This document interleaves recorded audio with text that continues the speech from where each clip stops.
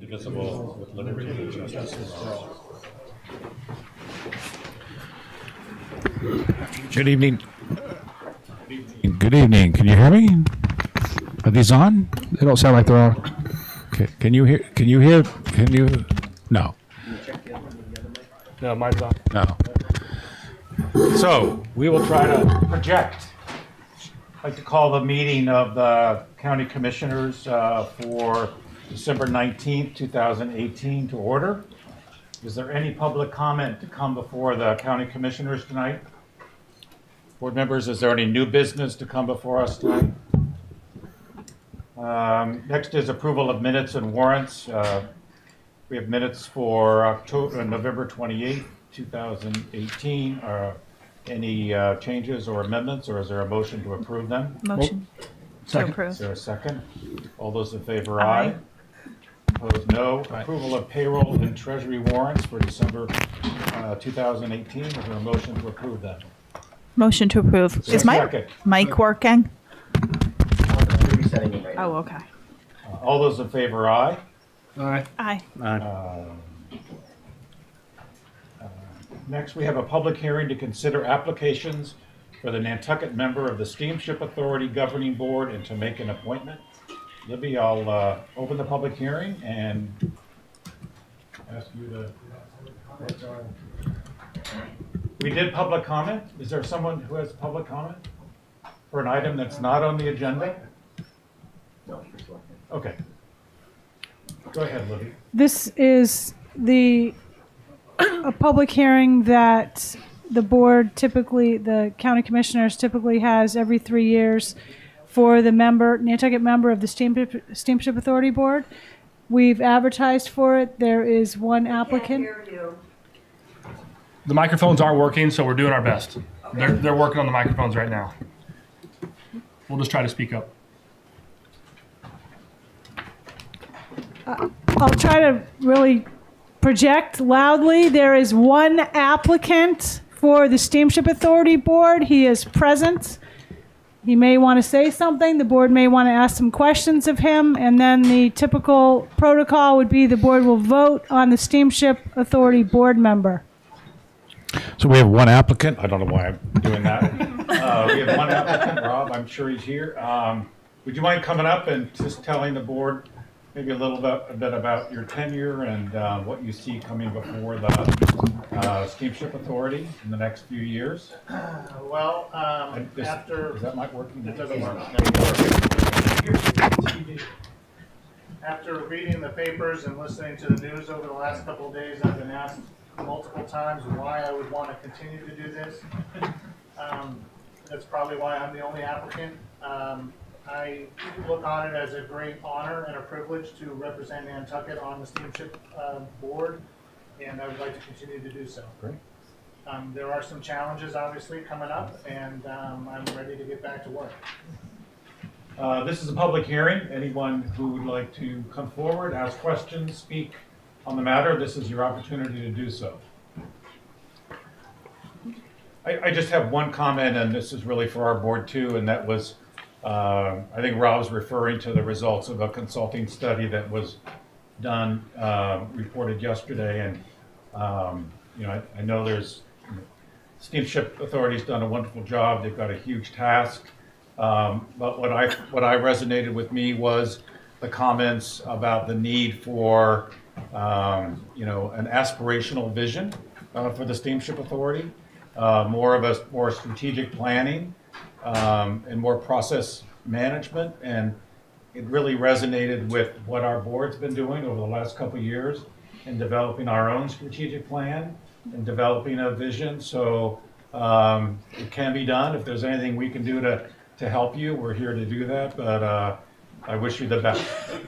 With that, any questions from board members? So I will close the public hearing and entertain a motion from a board member to appoint Rob as the governing board, to the governing board. I'd make a motion. Is there a Point second? Rob. Second, Any discussion? we're on. All those in favor, aye. Aye. Aye. Opposed, no. Congratulations. That works much better. Thank you, Rob. The next item on the agenda is the adoption of the 2020 county budget. I would ask Brian, our finance director, to present that, and we'll entertain questions to Brian after he's done so. Thank you very much, Mr. Chairman. Good evening, everyone. We're here to present the fiscal 2020 proposed Nantucket County budget, hopefully for adoption tonight as we begin the process heading to town meeting. Can you hit slide? Oh. Okay, so the county agencies that are contained within this budget are county administration, registry of deeds. Within that is administration as well as deeds excise. The revenue sources are the town assessment, any deeds excise revenue, recording fees, corrections deeds excise revenue, which goes to the public safety facility. And if we need to use any or propose usage of any, the registry of deeds excise fund balance, which has very specific limitations on it, or the county fund balance. I will note that this budget does not recommend using any of those two sources. Projected revenue, town assessment staying consistent at 170,201, the same as it was last year. Deeds excise receipts, $446,250, which is made up of county administration, $267,750, and then the registry of deeds of $178,500. Recording fees are estimated to be $171,500, and the corrections deeds excise is $250,000, which goes to fund the debt on the public safety facility that we're in. Total projected Would you revenue. mind just, for the folks, to talk about how we use the money to pay a portion of the debt for the Sure. So public safety building? So every year we receive $250,000, which is put into an account in the county. It is then drawn from when we pay the debt for the public safety facility. It's $250,000. So that offsets what the town is actually raising and reduces the amount of that debt exclusion by that amount every year. Total projected revenue is $1,037,950. Every year we're required to make what's known as a maintenance of effort. By law, we must provide a certain amount of non-deeds excise revenue to the registry. It does increase every year by 2.5%. The total funding requirement for fiscal 20 is $329,381. The actual town requirement is approximately $160,000. It is getting close to what we have been providing every year in the 170. We haven't proposed making any changes to that.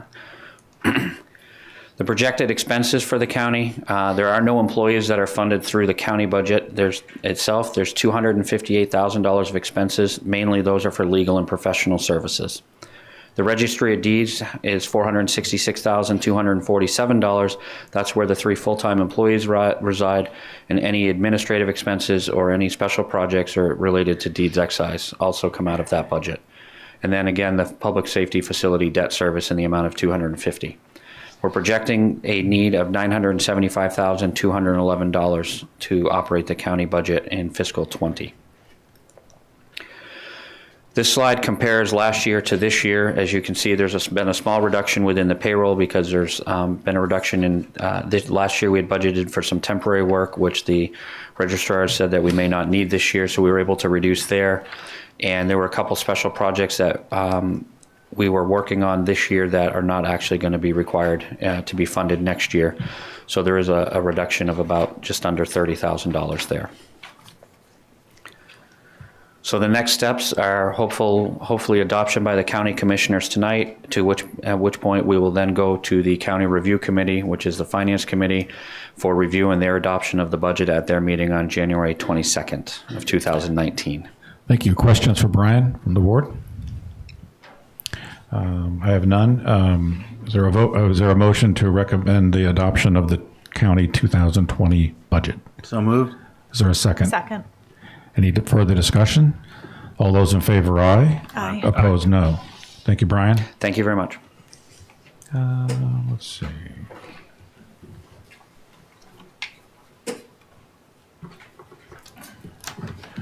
Are there any commissioners' reports or comments? Hearing none, is there a motion to adjourn? Motion to adjourn. Second? Second. All those in favor, aye. Aye. Opposed, no. Jason, turn it over to you. Thank you, Jim.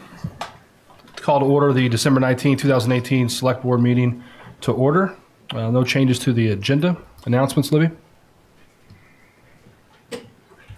This meeting is being video and audio recorded. Town offices will be closed on Tuesday, December 25th for Christmas, and also Tuesday, January 1st for New Year's Day. The next board meeting will be Wednesday, January 9th. There are no board meetings for the next 2 weeks. We have a public hearing on our fiscal 2020 general fund budget on Wednesday, January 9th, 6 p.m. here in this room. And I do not know of any other announcements. Okay. Thank you, Libby. Is there any public comment tonight that's regards something that's not on the agenda? Yep. Please come up and state your name. Jim Barrows. We all know that a horrendous act was committed on Nantucket Racial Act at the African Meeting House. I submitted some letters to you people. I'm confused on the investigation. I've knocked on quite a few doors in the area, and the police department didn't knock on their doors. You know, people that live here year-round. You know? December 14th, the Boston Globe. Hate is on the rise. You know? What are you people doing about it? You got my letter? We usually don't have discussions during public comment. Pardon? We usually we don't deliberate or have discussions during public comment. But if Chief Pittman would like to speak, or if Well, the chief updated us a while back, and I asked him questions about whether we could do it through cell phones, which, you know, he assured me we couldn't, and I've asked other people, and we can't do that. I thought we could geofence it, and sort of everyone has a phone in their pocket, and figure out how to do that, and they have tightened up those rules, so that wasn't something, you know. But he would have to speak to, you know, to what his officers have done on that regard of what you're talking about. Okay, because some of the quotes that were the Inquirer Mirror, you know, who are these people that they interview? 100 people, 100 doors, you know? I'd like to know that. We'd like to know that. I've been off island. I've been in Washington. I talked to some civil rights activists and also with the FBI, and it's the first thing for them to hear from me. And William Carmel, consultant to civil rights, you know, he's never heard of anything going on from the police department. Oh, you know, I like to have a follow-up and something on paper. we did have Detective Klinger come and speak. I don't know, like that's what you heard. It wasn't the chief, but it was. Chief, yeah, It was about. And he gave us an update, and Matt asked questions, and we said, what else can we do? And I think it was still an open investigation. Detective Klinger asked me to come in and speak with him. I asked him to come to my house where I feel safe. You know? And I got a letter from the chief saying that I refused to come in. I didn't refuse to come in. I responded to it in a letter. So, you know, I'd like to get that cleared up. I'm willing. Just come to my house while I feel safe. You know? That's all I got to say. Okay, thank you. Any other public comment here tonight? That's not on the agenda. Seeing none, I don't think there's any new business that I know of. Approval of minutes and payroll warrants and treasury warrants. I'm going to approve all those items. For a second? Second. All those in favor? Aye. Aye. Aye. All those opposed? Matt, are you abstaining or? No, I'm Okay. Pending contracts, any questions, or Libby, is there anything you wanted to? I Pull out. don't think there's anything unusual about any of these. They're mostly current projects or ongoing projects or projects that are getting ready to start that have all been approved by town meeting. I make a motion to approve the pending contracts. Is there a second? Second. All those in favor? Aye. Aye. That motion passes 4-0. All right, on to consent items. We have the planning office request for execution of release of easement. Motion to approve. Second. All those in favor? Aye. Aye. That motion passes 4-0. Next one is request for determination for the license. This is something that we actually missed last week for 38 Main Street. They've had a liquor license for a long time, but we need to determine that it's not a detrimental effect. Right. So make a motion that we add that to the determination we made last week. Okay. Is there a second? Second. All those in favor? Aye. Aye. That passes 4-0. Citizen Department request. We have Airport Finance Department request for increase to fuel revolving fund cap. Funds cap. That actually is supposed to say fund with a D, not funds. It's not that. Good evening, thank you very much. So at the FinCom meeting last week, we asked them for permission to raise the cap for the fuel revolver from 4 million to 5.2. One of the reasons that we're doing that is after town meeting last year when we set the limit of 4 million, the airport came very close to spending up to that cap in fuel before the end of the year. What that revolver does is it allows them to raise up to that cap and spend that amount up to on fuel. If they had gone over the 4 million authorization last year, they would have had to dip into their operating budget to do it. So in consultation with the airport manager, as well as the airport finance manager, we have proposed raising it to 5.2 million. They have done numerous analysis to ensure that they will still meet the amount that they had estimated to be able to transfer into their operating budget for fiscal 19. So we would ask for your concurrence tonight to allow us to do that. Any questions or comments from the board? Motion? Motion. Second. All those in favor? Aye. Aye. That motion carries unanimously. Thank you. Thank you, Brian. Next up is a presentation of the Senior Center Committee Report. Is there someone here to? Hi, good evening. Hi. I'm Julie Fitzgerald. I chaired the work group. As you know, you established the work group, and we had our first organizational meeting in September. We've had 3 more meetings since then. Basically, in November, the work group basically voted to approve this report and submit it to the Board of Selectmen. The recommendation is basically, after looking at 7 sites, felt that the best site was the Sherburne Commons site. We did receive a plan from the town surveyor sort of showing some sites on that location that a building and or parking could be located on. I think there's some additional information. We had our a meeting last week and we met at Sherburne Commons so that the residents could be there. They are basically in support of the idea of having a senior center on the Sherburne Commons site, but some new information came out that we weren't aware of. I guess the building that's called the Sherburne House, which is part of the main complex, which the hospital has been using, they were thinking that that could be something possibly the town could rent part of that space, maybe build onto it to add adequate space for the senior center. Clearly that needs, further review and consideration, but that sort of adds more opportunity on that site for a potential senior center.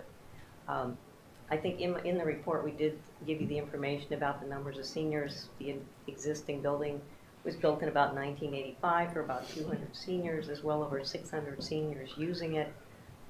The senior population is growing. It consists of about 25 to 30% of the population, excuse me, on Nantucket.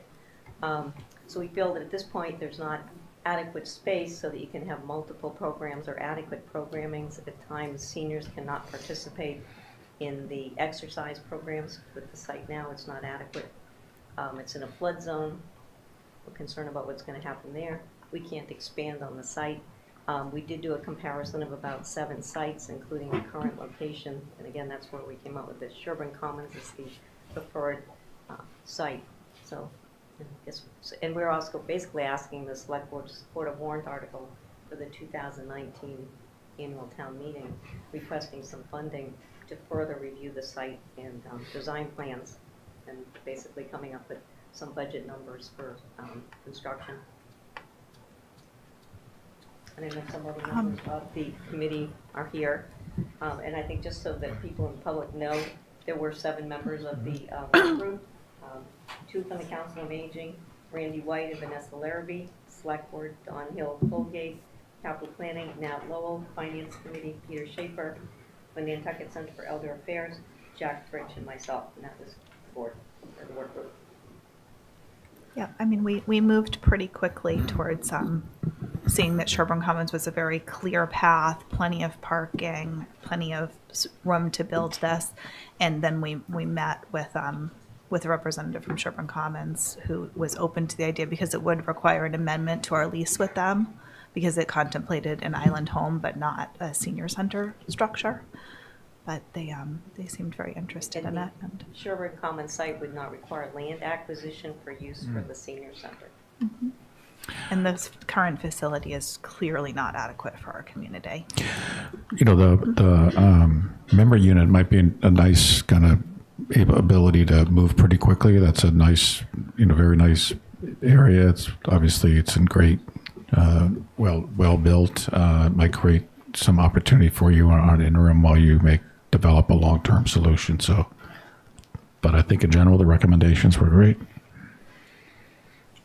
And I think we're probably looking for support for an article. I'm going to be consistent here, and will this require more staff or more maintenance? Has that been worked into the budget? I say this when we talk about our island home, and Ann has, if there's a difficulty in hiring, has housing been sort of in the operational framework of this?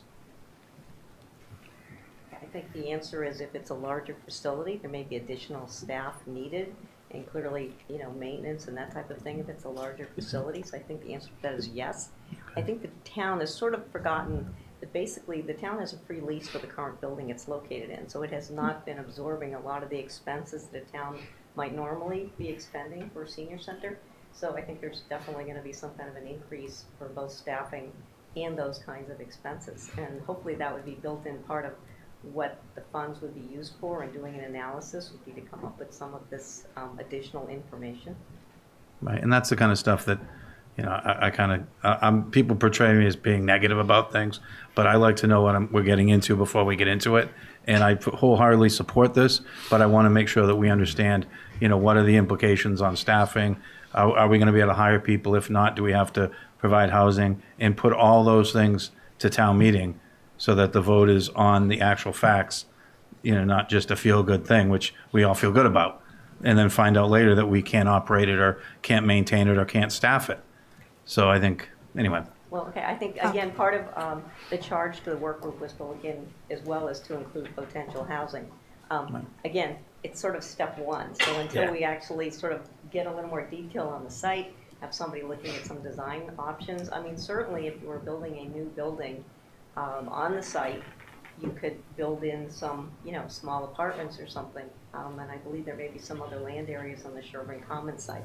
Again, I think the Sherburne residents are concerned that they want to be sure they have input in this. So, I think we need to be sure everyone understands this is sort of the preliminary step. And there's a lot more further information that we need to put together for more of a final proposal for the whole cost.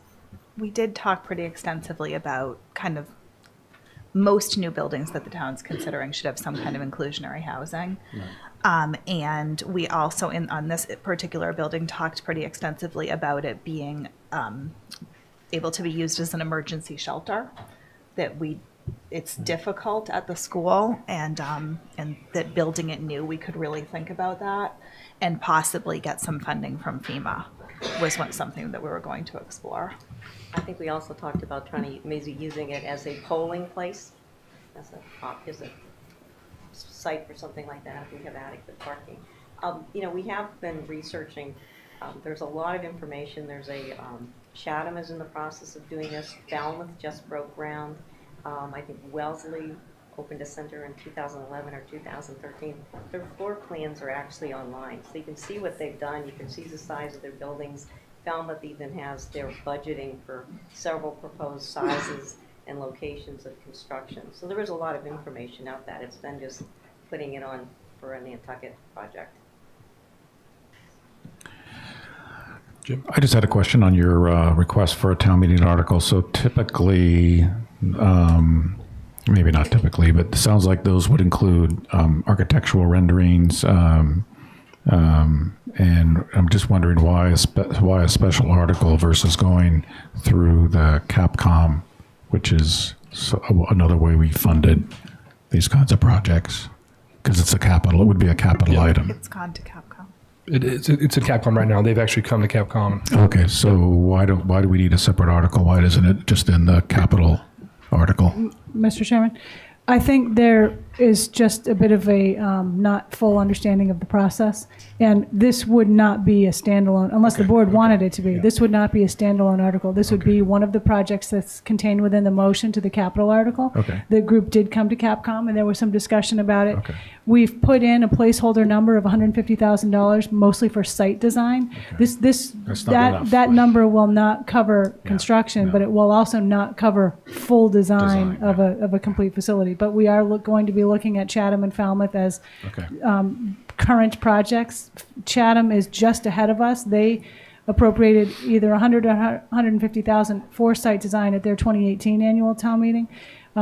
So it may have been 100, and that's why we're asking for 150, because our costs are probably going to be higher than theirs.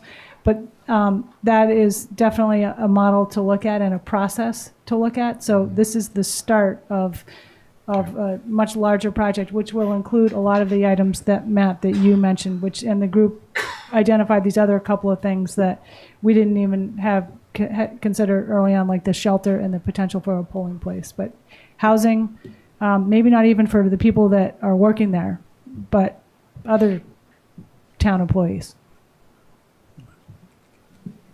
And again, if this can be flex space, I think we talked about whether or not it could be also used for town meeting space. I mean, just simply even our work group met at the Saltmarsh Senior Center, which I don't think anyone has considered before, as a space that could be used for that type of use. So again, we're hoping that this can be flexible space, maybe some multi-use space if it's not used evenings for senior center activities, or even on weekends to be used for other uses, possibly. Again, if it's well planned, maybe there's some rental ability for some private parties or something. It looks to me you guys are really doing your homework and looking at everything. So I applaud you for moving forward as fast as you have. The only thing I would like to add is that the group addresses the possible reuse of the existing facility. I think sometimes we do that, a little late, as we've had earlier discussions, and you may want to fold that into your programming for the new facility. But I think if you'd add that, I think it'd be of help to the community. I think the town administrator has town council looking into an issue on the title matter. Yeah, On the what? Title matter. there may or may not be an issue with the deed restriction. But typically, we've had separate groups look at reuse of property. But if that could certainly be started to get together once we've got the We legal matter. touched on it a little bit, but that's, Julie raised the deed Okay. issue, and Vicky, I believe, is looking at it. I guess the only other issue we'd ask for the board is whether or not you want to continue with the work group and any additional charge or continuation as this moves forward. How's the board feel about that? I would say yes. I think we had heard some discussion about another building for a short-term use. That should be analyzed, and whether that makes sense. That's a recent addition. Basically, Relatively. I think the idea was that there was very, very brief discussion about this, or no definite issues or specifics about it. I guess what I would infer would be the idea would be that the town presumably would rent that space for use as a senior center, but the proposal was it's really not space that appears to be adequate for what we would be looking for to really do a senior center the correct way now with the numbers that we have. So it seemed as though the proposal would be to potentially add on to that so that it would somehow all work together, but that space, I guess, could be properly used or continue to be used on that site. And maybe it would have maybe less impact on the site if it was using some of the existing building and had some addition or something to it. Clearly, it needs to be evaluated and looked at to see if it's really feasible, how it works, and basically some architect or design person looking to see if that could all work on the site. And again, I think that's something that's a little more complicated that everyone would have to look at. I guess my personal view is that I think a senior center that's a Nantucket Senior Center given the great cooperation we have with Sherburne Commons, but it's still a separate entity that's not perceived as a community facility. And we wouldn't want people to think, I wouldn't want people to think that it's not a community facility. So I think there's some advantage of it being a separate facility, but maybe using the memory unit as an interim basis. And that's what I was following up on, Jim, was your comment of interim, because even if this thing went to town meeting, it's still 3 years away. It takes time here. And I'm thinking that, I'd evaluate it as, is it ready for an interim? Would it work? Is it better than where you are now? And would it work on an interim basis if it's going to take 4 or 5 years for the other? That was mine. Or is it a combination of both where we are now and There you go. Yeah. using the memory? This information just was brought to our attention last week, so the work group, other than taking into consideration and feeling it was appropriate to update the information that we had with this board, that's kind of where we left it at this point. So. Yeah, kind of the first step was making sure that the full board is supportive. I think we are. Yeah. You heard that. Any other questions, Julia? Thank you. Okay, up next we have the request for waiver of building permit penalty fee regarding 11 Cedar Circle. Is there anyone here to speak on that? Okay, go ahead. Good evening. I'm Richard Green, and this is Lakshmi Narola, owner of 11 Cedar Circle, and this is AJ Mahat, her husband. And what happened was that when they bought the house in August of 2016, the basement was in some disarray, and so they hired a contractor to renovate the basement. And unfortunately, it turned out that the contractor that they used did not have a license, did not get a building permit. Lakshmi and AJ are recent immigrants from Nepal, and they're not well up on the local building customs, local regulations, and so forth. They were doing it all in good faith. They thought that they were doing everything correctly, but unfortunately not. So fast forward to last fall, I think I started with them. And I said that I'd give them a hand to try and rectify the situation and bring the basement into compliance with the building code, starting with some egress windows and rebuilding the stairs that the contractor had built incorrectly, and adding some other features that would bring it into compliance with the building code. And so we do have a building permit has been issued, but we have not picked it up because there attaches to that building permit the customary fee, which is 4 times the regular fee. So it's 900 square feet, so 4 times that would be $3,600, which I'm asking the board if they would, in this case, waive the $2,700, which is the penalty portion of that, 3 times. Obviously, we'd be paying the 900. We'd like to get relief on the $2,700. Also, on the basis that since I've become involved with this, I've become aware that this is not an isolated case. And in fact, there are dozens of similar cases of basements which do not comply with the building code. And importantly, from a public safety point of view, all these basements out there do not have egress windows. So there are potential fire traps. And I've been talking with Jim Barry of the building department, and he's aware of the problem, and he and I have been working together to come up with kind of a protocol that people could follow to expeditiously bring their illegal basements into compliance with the building code. So it's not just a question of this one. That's why it's in front of you here. It's because it's a matter of public policy, that you have a situation, widespread situation on the island of unsafe accommodations, people living in fire traps. And I put it to the board that it would be a matter of good public policy to waive the penalty portion of the fees that would normally accrue to bringing these basements into compliance. You've got all over the island, you've got people living in dangerous circumstances, which I think as a matter of public policy, we should be encouraging rather than discouraging their bringing into compliance with the building code. I have a question for you. Is it Yes. Richard? Richard, yes. Richard, at what point did, or what was the,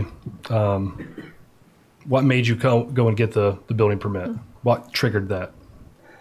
Did you have an inspection, or did you say, hey, we need to do this the right way? No, I just said, hey, look, you can't do this. It's not right.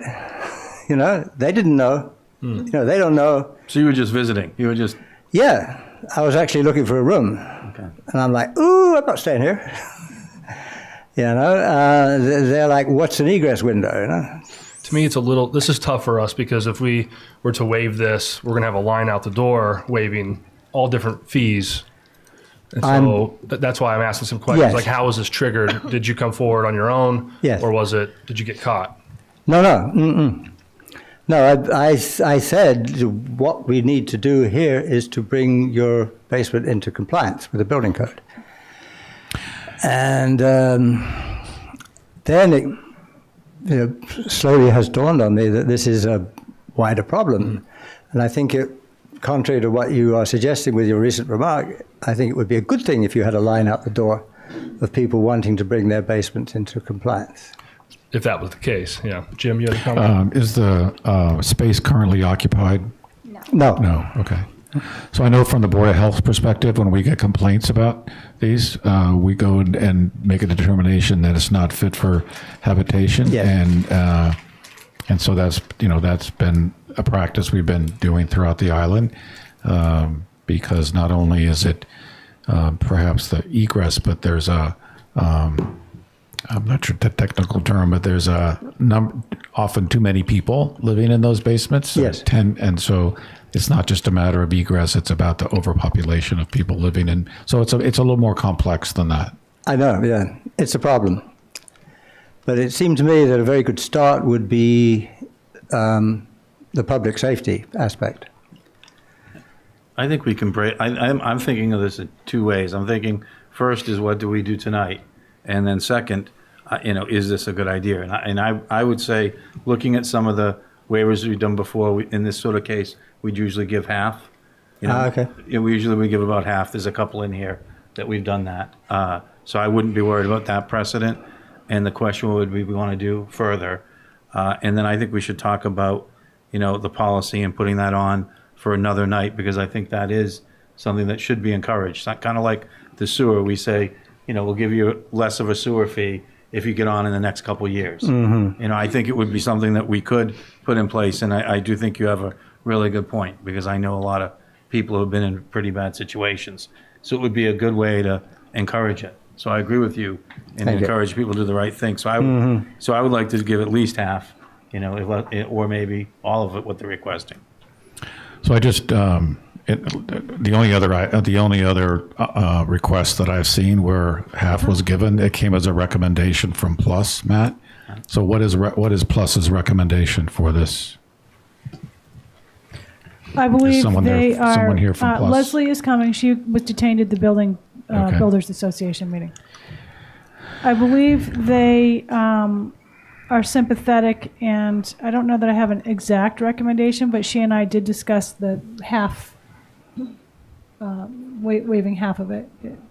Since that's It says board took a recommendation from staff. So in the absence of Plus, what is your recommendation? I would recommend half. Okay, I'm comfortable with that. I'm comfortable with that. I mean, I appreciate that you're doing the right thing, and I'm really glad that you're adding egress. That's one of my biggest fears when I see houses that have what are clearly bedrooms with no way to get out if there was a fire. Right. It's a fire trap. It's really horrible. Yeah. So I make a motion that we waive half of the penalty fee. So whatever 2,700 divided by 2 is. Is Thank there a you. second? Second. Any discussion? Okay.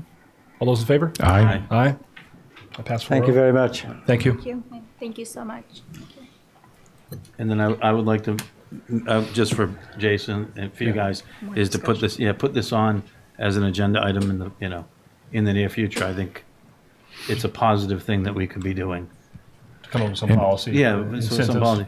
And a quick question, I don't know if, is it because it's illegal, someone did work illegally, that's what triggers the penalty, even if you're going in to fix it?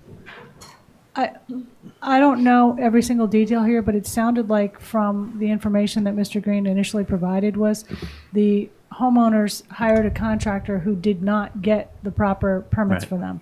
And they ended up hiring him, and it sounds like he realized they needed the permits, so he went to get them, and they said, well, you've already done the work. Yeah, that's what he did. And the burden's on the homeowner. Yeah, so for argument's sake, let's pretend the homeowner buys it, doesn't hire anybody, and it's illegal. If they walk into the building department to say, "Hey, I want to fix my cellar here because it's not to code," would they get charged 4 times the fine? If there had been work done without a permit, yes. What if they didn't? My point is, Because that's the issue. I mean, if it's an they illegal, didn't even know. But if it's an illegal basement that it's then and it's occupied, then that's really what the problem. If it's not occupied and they come in and ask for a building permit, I don't see why that's a problem. Anyway, Something that people should be doing when they're purchasing property is Right. reviewing Oh, the yes, building yes. file and make sure that things that are finished were approved to be Or finished. there's no open building permit. Yeah, but I mean, that we usually catch, but there might be things Oh, finished right. that there was never any record of them being finished. We'll put that on a queue of things. Yep. I think it'd be helpful to get some statistics from Plus on that, or what they think the scope of the problem is. I'm sure they get anecdotal information from people before we have a discussion. And putting in things like egress windows and so forth it's a very expensive cost. And if they had to take things out to get the inspections, they've already been penalized. Thank you all for that. We're going to move on to public hearings. We're going to open the public hearing to consider renewal of annual licenses. Amy? Good evening. That time of year again, we're doing annual license renewal. I'll briefly go over kind of what we included in the memo as far as this process. We are, as a local licensing authority, you're voting to renew existing business licenses on annual basis. This includes the following categories: would be annual liquor. Note on that, most of our liquor licenses, more than 50%, are seasonal, which is April 1st to January 15th, and that'll be done in March. So these are the annual liquor licenses that are listed.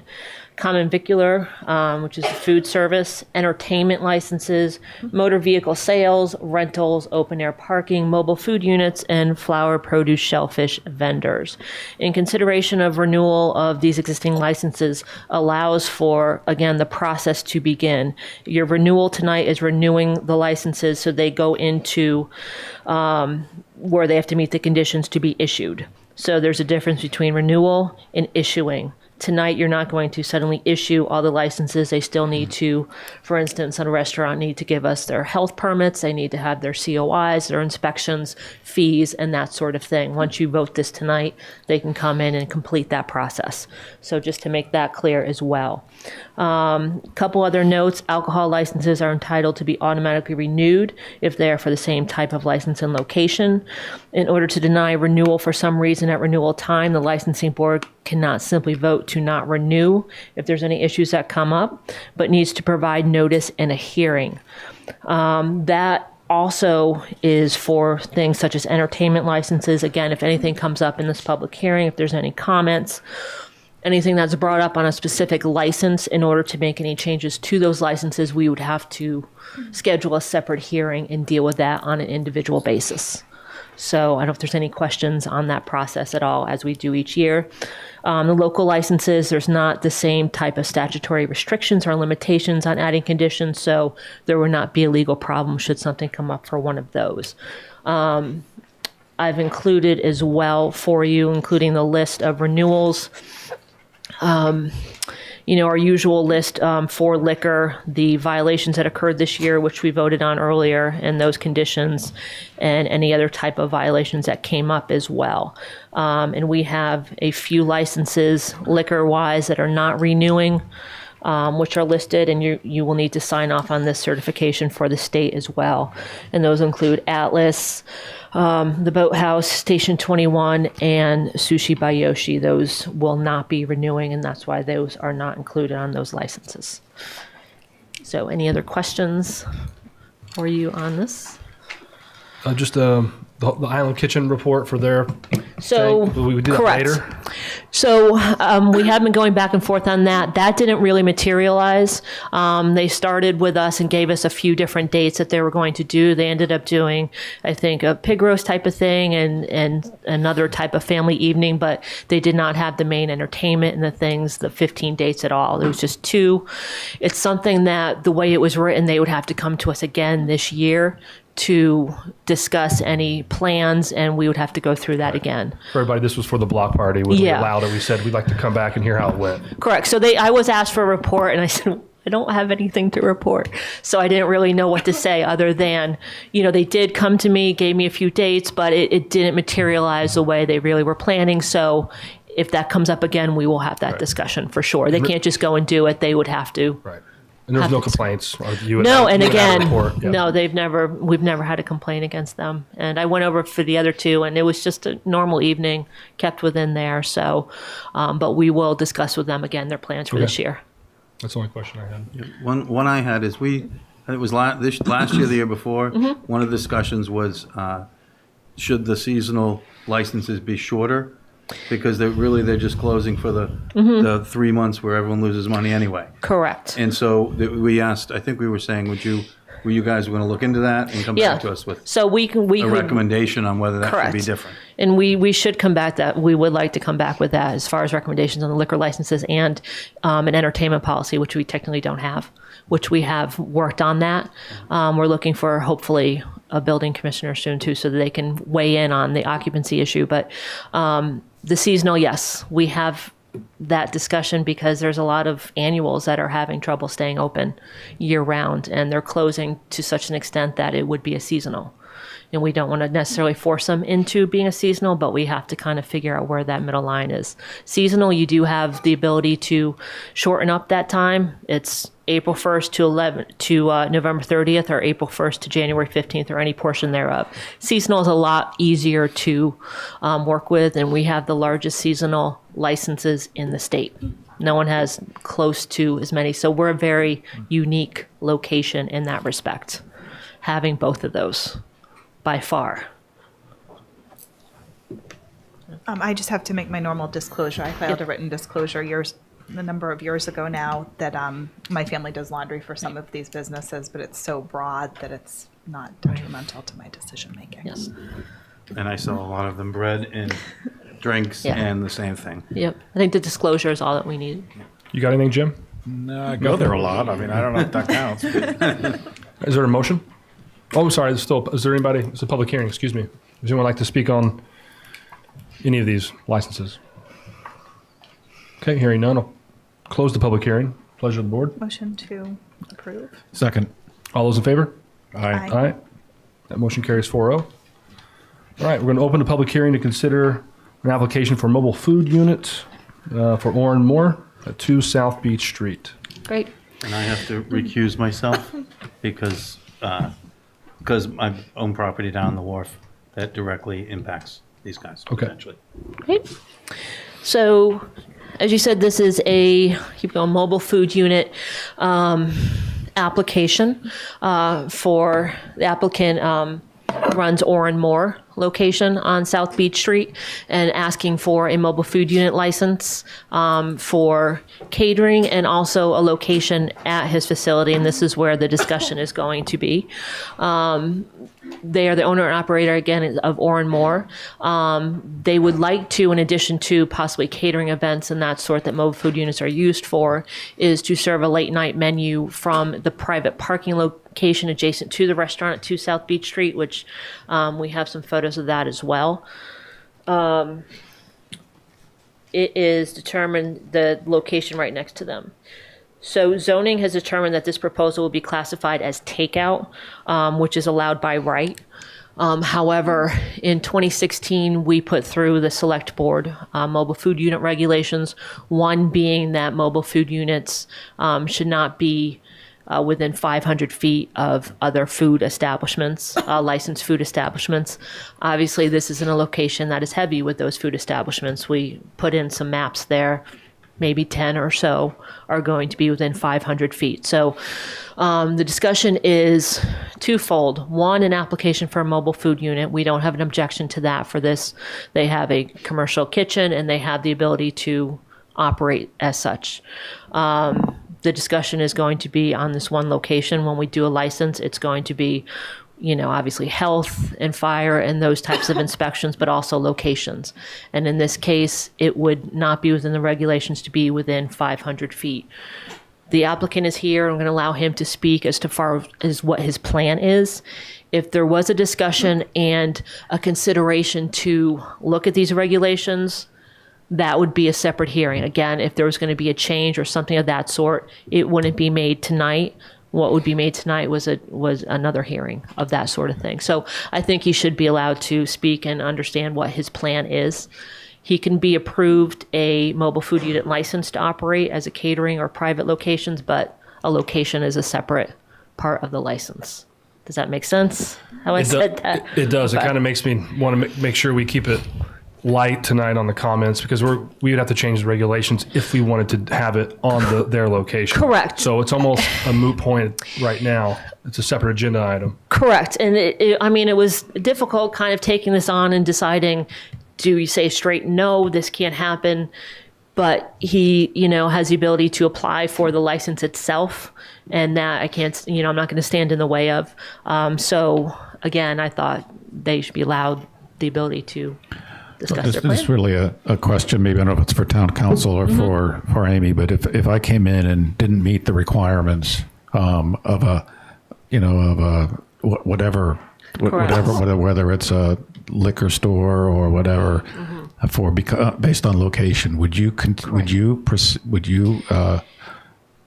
have me go through the application process and then come before this board and have the board deny it? Not if it was a complete restriction. There's no restriction against him applying for a mobile food unit license should he want to continue with private events and catering, which he's considering. But I'm talking about the location. The location, I mean, if it was within a few hundred, whatever the correct. thing about the school and all those kinds, we've talked about that. So why? Correct. So why do these even come I think here? there's some exceptions out there, and my concern is, obviously this is private property. If it were children's speech, that'd be easy to say. That's town property. If it was parking within the historic district, that's public parking. I guess my question is, they own that. They can do takeout. If you were to open a window on the side of that building and do takeout, that would be fine. We're talking about location for mobile The mobile units, food unit, and correct. I'm just trying to understand how that even got here. Well, the mobile food unit license application is separate. That he can be Right. approved for that. Yeah. If you don't want to consider the location based on the 500 feet, that's, Okay. I didn't know that I could actually say, no, you can't come and apply for this. So I'm happy to hear from Oren Moore. I think the board's okay, but I think Yeah. we'll keep it to everything outside the location. Right. Just because Okay. it's not, we'd have to be a separate agenda item because we have to change the regulations Okay. for that. That's fine. That's fine. Sir. Thank you. My name is Edwin. I'm the chef owner at Oranmore, located 2 South Beach Street on the second floor there. Essentially, my understanding of when I applied for the mobile food unit license or began the process of it was I have a commercial kitchen. The parking space, which you can see there where my red Jeep is parked, is directly located next to a bulkhead that has a power hookup, connection to sewer, connection to water, which is required for a mobile food unit to effectively operate and to have a home base to go back to. So if I were to apply for a mobile food unit and be required to go return to the commercial kitchen on a daily basis from wherever situation I was going to, it would seem natural that if there was an opportunity to then use that same location as a selling point, that I would also do that. So the application for a mobile food unit seems to make sense for the business, but financially being restricted and not being allowed to then sell at the location that I would be required to then return to on a daily basis makes it a financially difficult situation for me. And so that's where I started coming up with the idea and having all the questions. Also being a chef and getting off of work late at night each evening and seeing the surrounding businesses all really having peak business in that late evening meant that it makes sense for me as a business owner to come up with a business plan of a mobile food unit that would have a revenue center during the day elsewhere, and then return once our business, the restaurant was closed, and then potentially be able to service that area as well, which on a daily basis throughout the peak parts of the summer, the parking lot, you end up seeing the effects of the surrounding business there anyway. And to have people working there late night would help clean up the area, maintain people from being on the property, which people regularly are, sitting in our space and dining at 1 in the morning. So that was the general idea that I had. And I have also noticed, once I started this whole process, that in looking at other towns and regions and how they approach mobile food units, it seems as if most areas in Massachusetts, in the Commonwealth, don't have a requirement of a distance that is not allowed to be in a mobile food unit. Most towns have approached it via looking at use of areas, and if it's a private property, that usually does not end up being affected because you can do, it's your private property. If you have the ability to do that, it depends on whether the property is allowed to use that for that purpose. And since we are zoned for takeout, in my mind, it was logical that we'd also be able to sell there, even though there is a 500-foot restriction, which appears to be the largest restriction in Massachusetts. There's some other areas that have a 200-foot restriction, but then you have other areas in the United States that are also currently switching over that ruling because it's essentially a limit on, it's creating a restriction for competition. Which really shouldn't be done by the government. And currently, Chicago is looking to overturn the 200-foot ban for that same purpose. So that was just my general idea, that if there was a possibility that the town would allow me for a variance to apply to sell only at late night, it might make everyone happy. But as a general idea for the food truck, I think the location is great for me to be able to use the space. Since we're only dinner only, we would have the production time to do production for a food truck during the day as well. Thank you. Thank you. Is there anyone else here from the public like to speak on this? This is a public hearing.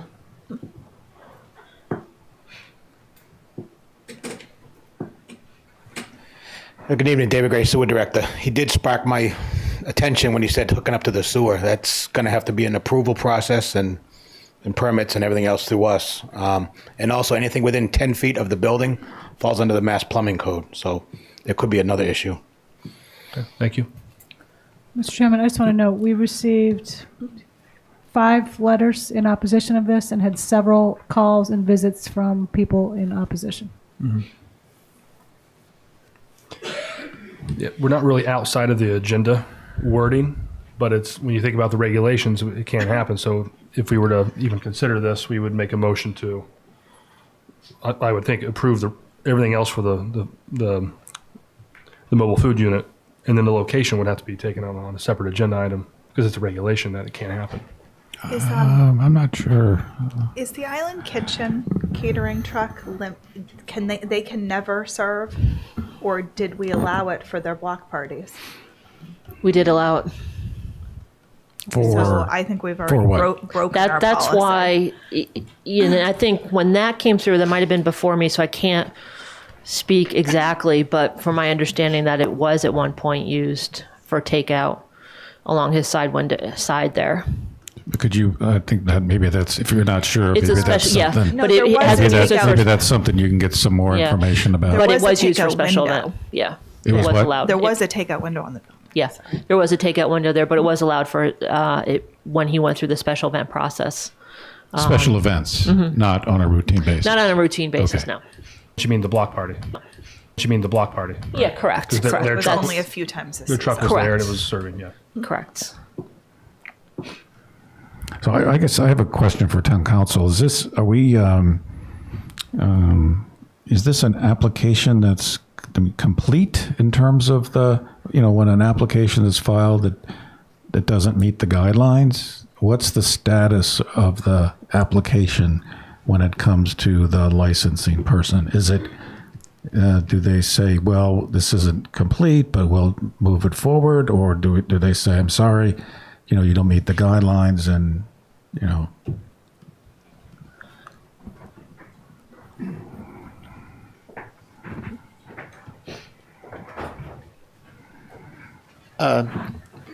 I don't think there's, I wouldn't think there's anything specific in the regulations or the regulatory process that could answer that question. I think because there is a possibility here that the board could waive that, could amend that regulation to be able to waive that requirement. But clearly that cannot be done tonight. So it would have to be another agenda item. But I don't see any reason why you can't approve all aspects of this request except for the location. And that would have to be put on a future agenda in the context of amending your regulations. So you really can't approve the entire thing tonight. I think that's the way to move forward. but I know we've had discussions of other food trucks, and we were very clear about wanting to know the information of the location before we made a determination. My thinking is Lola, was it at the Rotary? We had discussions with where they were going to park it, where they were going to do their cleaning, their maintenance. Yes, and that was because that's literally a parking area for customers. It was about the parking. No, but my point is that we made the determination altogether. We didn't say, well, we're going to talk about that stuff later. No, but you did approve we had to come back, obviously, because they needed Right. a parking situation. But, Yep. if you would like to continue with doing a mobile food unit as a catering and not serve in that location. So it's not. So that won't be a location for maintenance, for cleaning, and won't be brought on that site for any reason. Well, that's a commercial kitchen. That's what would have to be used. That's where it had to go.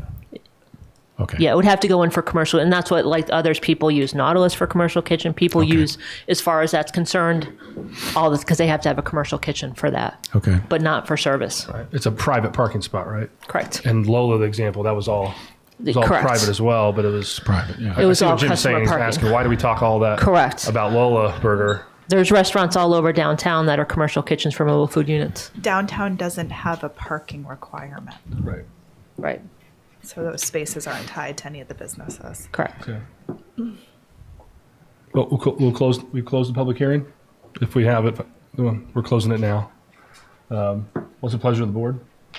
I would approve the catering allowance, but I think we would have to have a broader policy discussion to talk about the additional service. Okay. Is that your motion? Yes. Is there a second for discussion? There's only three of us. I'll second for discussion. I mean, obviously, they would have to work out all of their logistics with sewer and water and so forth. That's just a. Should I add that to the motion? That's just a park there. So could we really kind of clarify what the motion would be if it was approved, including all the must-haves? Right, and all that is similar to liquor license. You have to go through the, the health and the building inspections and things of that sort. So the license is approved as far as for catering, pending final inspections for all these things. So sewer, health, most licenses need to go through that once it's approved. Because he hasn't purchased a vehicle, and in these cases, we don't require them to have purchased the specs until he knows there's a license and they go through that process. So it's, again, like doing the renewal. It's issuing it based pending final inspections. All those in favor? Aye. Aye. Aye. Motion passes 3-0. Okay, thank you. Thank you. And so we can discuss if we want to bring it back and change the regulation at another time. Well, so we can't discuss it now? We can. So I would, I think we heard a lot of folks who were against it, and I think we should take those to heart. So that's my own view. Yeah, and I agree, Jim. I ran a canteen truck for 10 years at Foods, and we had the 500-foot law, our regulation, so I couldn't pull up on Cliff Road right next to outside of Something Natural and service all those guys who would have normally walked over to your business, and we always respected that. I see the business aspect. I see why you would ask for it. It makes a ton of Right. sense, but I do think it would take away from the strip. And I think we made that determination with all appropriate input and dialogue and consideration, and determined that was the best guideline for our community. And I think we should continue that. And I don't personally see a need to bring it back for reconsideration. Like Don saying, Yeah, I mean, I have concerns, particularly in downtown, with additional jamming up of sidewalks, even though, I think that it would be a lovely late night food option. if we were to change something like that, which I don't think any of us want to go down that road, I but think that's it. Lobster Trap would park in front of their place, and I know. right, it was, But maybe there's a way they could just open up a window and do late night takeout. I mean, that would be so. They're fully on the second floor is the Yeah, problem. well, but maybe there's other. Okay. yeah. But there might be another Thank you. opportunity. All right, town manager's report.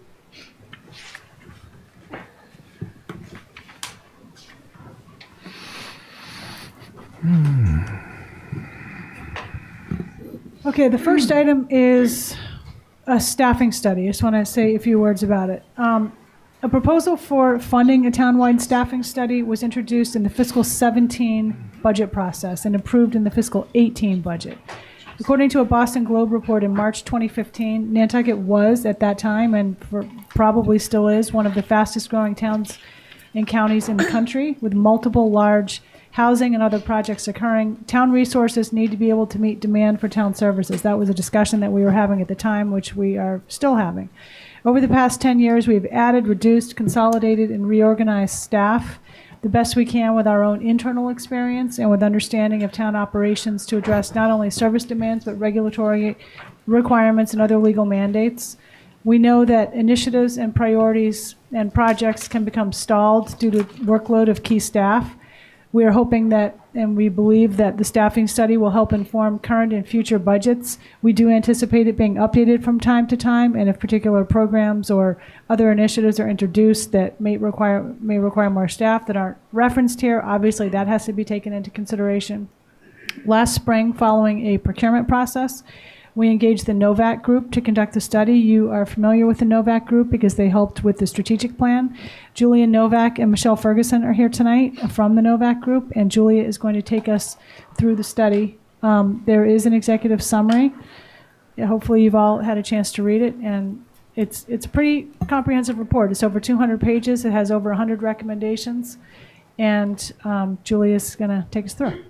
Great. Well, thank you very much. It's nice to be here this evening. My colleague Michelle Ferguson leads our organizational practice group at the firm, and so we're going to kind of tag team the presentation this evening as we walk you through the recommendations. Our objective is to just give you a broad overview, talk about some of the key recommendations that we made, and what our next steps are from here, and give you an opportunity to ask us any questions that you might have about the report.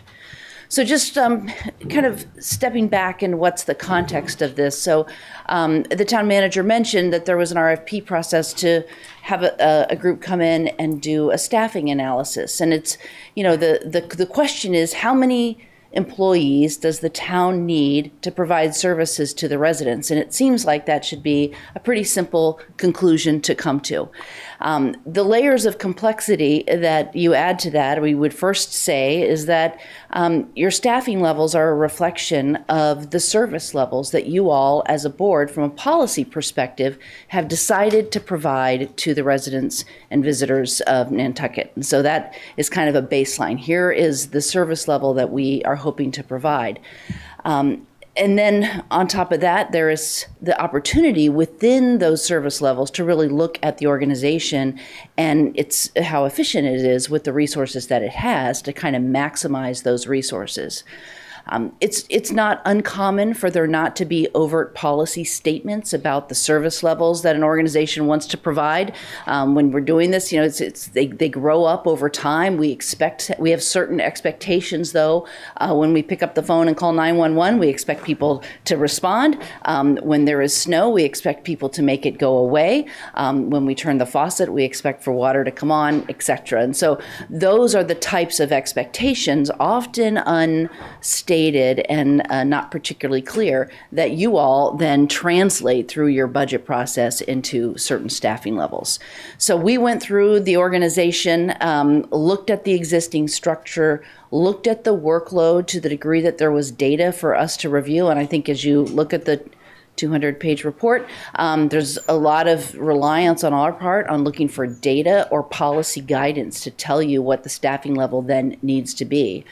And then as we looked at each of the operations, we tried to identify what are the strengths and what are the opportunities for improvement and how can we build on those. So in all, we talked to well over 100 individuals in doing this report. We met with each of you, many town staff. We toured facilities. We participated in ride-alongs. And when I say we, let me also add that there were 10 people who worked on this project from our firm, people who are specialists in certain areas, former public works directors, former police commissioners, et cetera. So we have a really balanced team that comes and does this type of work, all of which who have grounded in working for local governments. We also did 2 surveys as part of the process. One was a townwide, kind of an employee survey looking for input into the process. But the other one, we were asked as part of the strategic plan and during this process to do a housing survey, which was, that information has been fed into your strategic planning book. Group. And then we looked at data and we asked for more data and we made people crazy by asking them for data. So at the end of the day, we recommended 16 new full-time positions, year-round positions, and 2 seasonal. They're spread out among the organization, the bulk of them in public safety, 1 in the town administration, 2 in finance, 1 in IT, 1 in plus, 1 in health, 4 year-round and 2 seasonal in the police department, and 6 in the fire department. So that's how we get to that number. And I think what you'll see, and as we talk this through, in the public safety departments, we were able to get a lot of data that helped us come to the conclusions on the staffing levels. And so we're very comfortable with those. And that kind of speaks to the detail in the report. A lot of the recommendations that we have something on every department, but it's also, we have some townwide recommendations. And I want to mention that our study did exclude the airport, our island home, the schools, and the water department as well. In terms of townwide recommendations, the first issue to bring up is compensation. And I know this is a real frustrating item for the town because you have tried to look at your compensation system and figure out how to address some of the unique situations that you have here on the island. I think that is a layer of complexity that, even at the same time we were doing some work this summer in Aspen, Colorado, and they don't have the complexity, even as a resort community with a high cost of living, that you all have in terms of the cost of living here and the inability, frankly, of people to commute. And so that adds a layer of complexity, and somehow we need to work through that in a compensation system to allow you to have employees who can live and work on the island. The strategic plan, which you just adopted, and it's wonderful, and I applaud the work that was done. If I were to kind of take a step back from that, I would suggest to you that there are 3 very important goals and your all's clear priorities that you identified. They touch people, everyone who lives, works, visits this island. That's a great thing. The opportunity, though, is to really take a broader look. If you think about a business that you might own, a strategic plan would speak to all the businesses that you are in as an organization. And so when we look for policy direction to identify staffing priorities, we would maybe, we're looking for strategic plans, we're looking for that type of guidance. And in many respects, the strategic plan is currently silent on kind of the rest of town operations.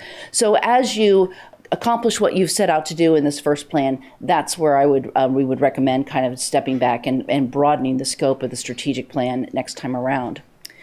There's a recommendation for developing a performance management system, and that's not necessarily personnel evaluations, although there's, that people use those terms interchangeably.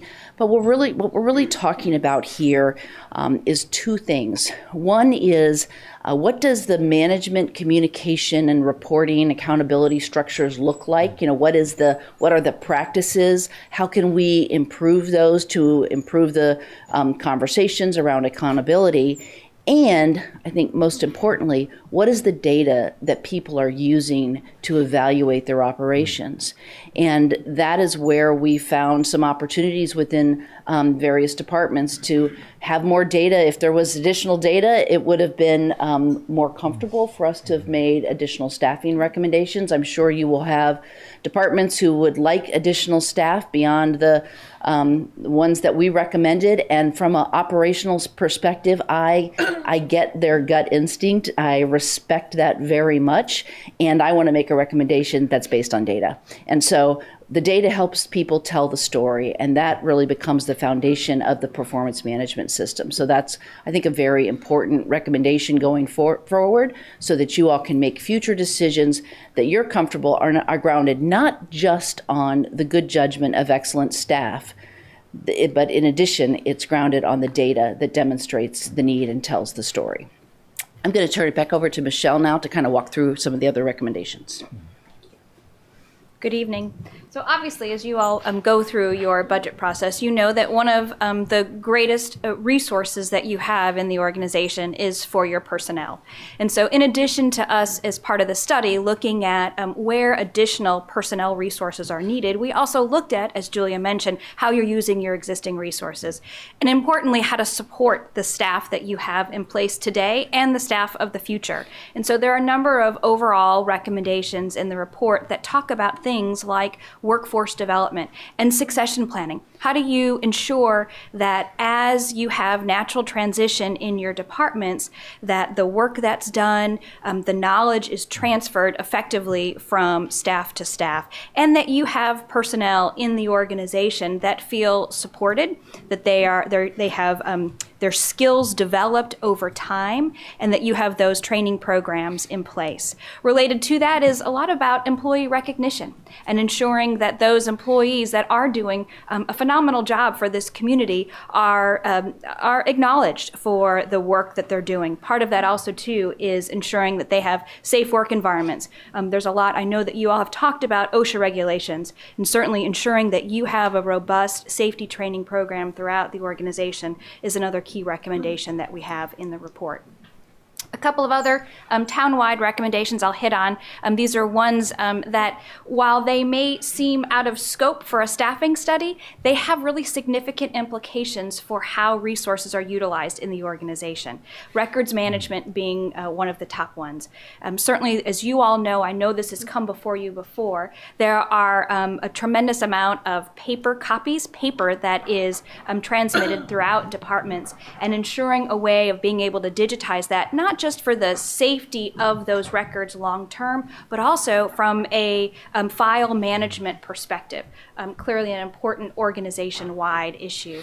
Also space, ensuring that you have the right space, not just for the employees who work in the organization, but also for the public that comes to the town or to the county to do business, ensuring that you have, you're maximizing the use of space that you have. I know you talked earlier this evening about your senior center, and certainly that is part of a larger space needs analysis that we see as an important long-term issue for this community.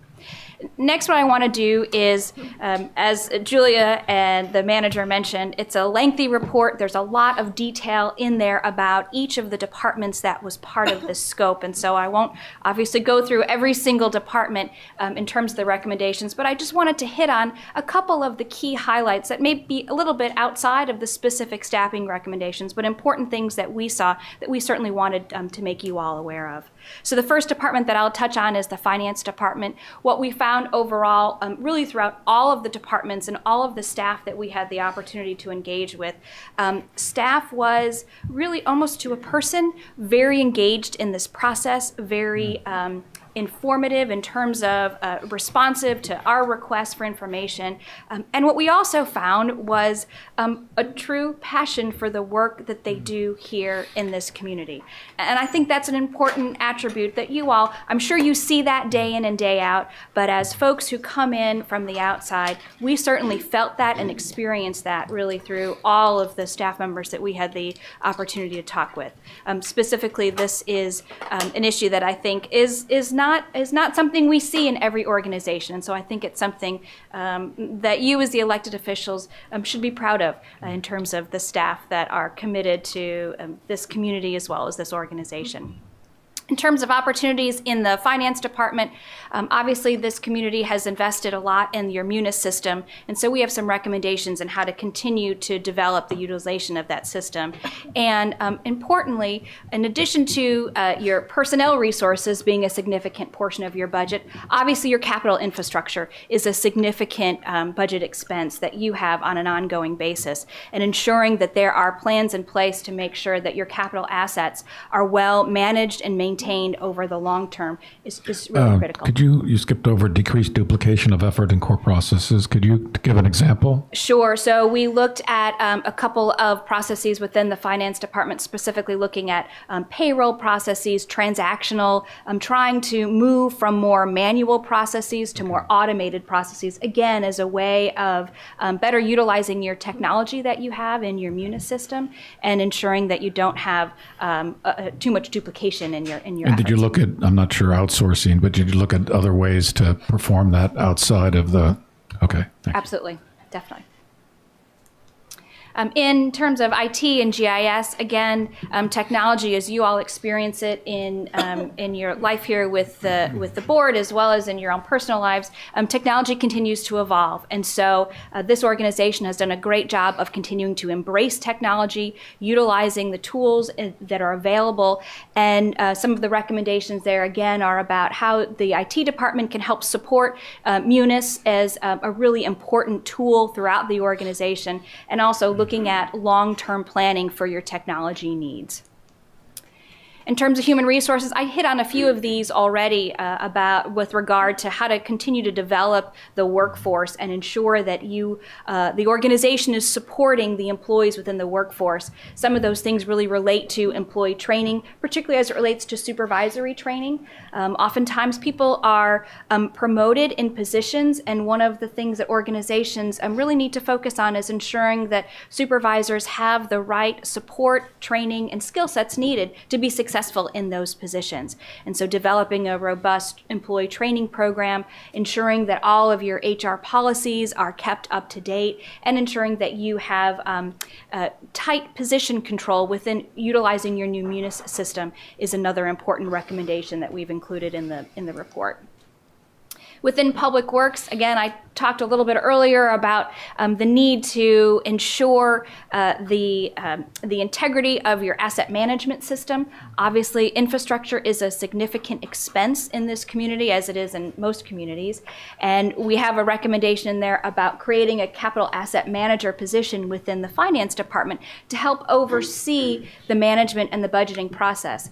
A lot of the work that's done in your heavy infrastructure departments like like Public Works and Sewer really feeds into the role that that capital asset manager will play, again, to help ensure that the organization is planning for your long-term capital needs in a sustainable way, so that when you receive recommendations from Capcom, for example, as part of your CIP process, that they really are looking at the totality of your asset needs across the whole community. In the specific case of Public Works, we talk a lot about developing work plans to ensure that the work that staff is doing is really contributing to trying to extend the life of your capital assets, so that you are having those plans in place to make sure that you are utilizing your investments to the maximum use. Looking at opportunities for investment in technology that can help with some of that process in terms of tracking that data. We look here specifically about outsourcing and some contracting specifically for mowing services, again, to free up some of your existing staff time so they can be focused on other work that perhaps is not something that can be done by outside contractors. Just a comment on Public Works. So my observation and the observation of many is that we've seen a significant improvement in the productivity of that department specifically under new leadership. And the level of service to members of our community has risen exponentially, and that's I guess documented statistically by calls that each of us get, by kudos that come through the town administration. So there is some documentation of that. My concern is that I noticed you didn't have any specific recommendations for staffing increases in that department, but as we look at really the face of the town, Public Works is so significant. I'm concerned. Now, this is a gut and may not meet all your statistical demands, but I'm concerned that we've tapped out on the productivity side. But however, the expectations of the community when you do a good job are only going to increase. So I don't know if you need to kind of rethink that or kind of circle back or look at another methodology about, because I am concerned. I was disappointed that I didn't see recommendations for staffing increases. Certainly. Well, I think in the case of Public Works specifically, that's an example of where a department that has a number of vacancies right now. And so we believe that once those vacancies are filled, that's really going to add to the existing capacity that department has to continue to meet the increasing expectations, as you mentioned, that the community has. Some of the other recommendations that we have in the Public Works Department talk about really documenting what those service levels should be. And so there's a clear process to identify what should response times look like, and then you can develop a staffing plan to make sure that you are meeting those expectations over time. And so I the think answer to my question is no. So this, The short version.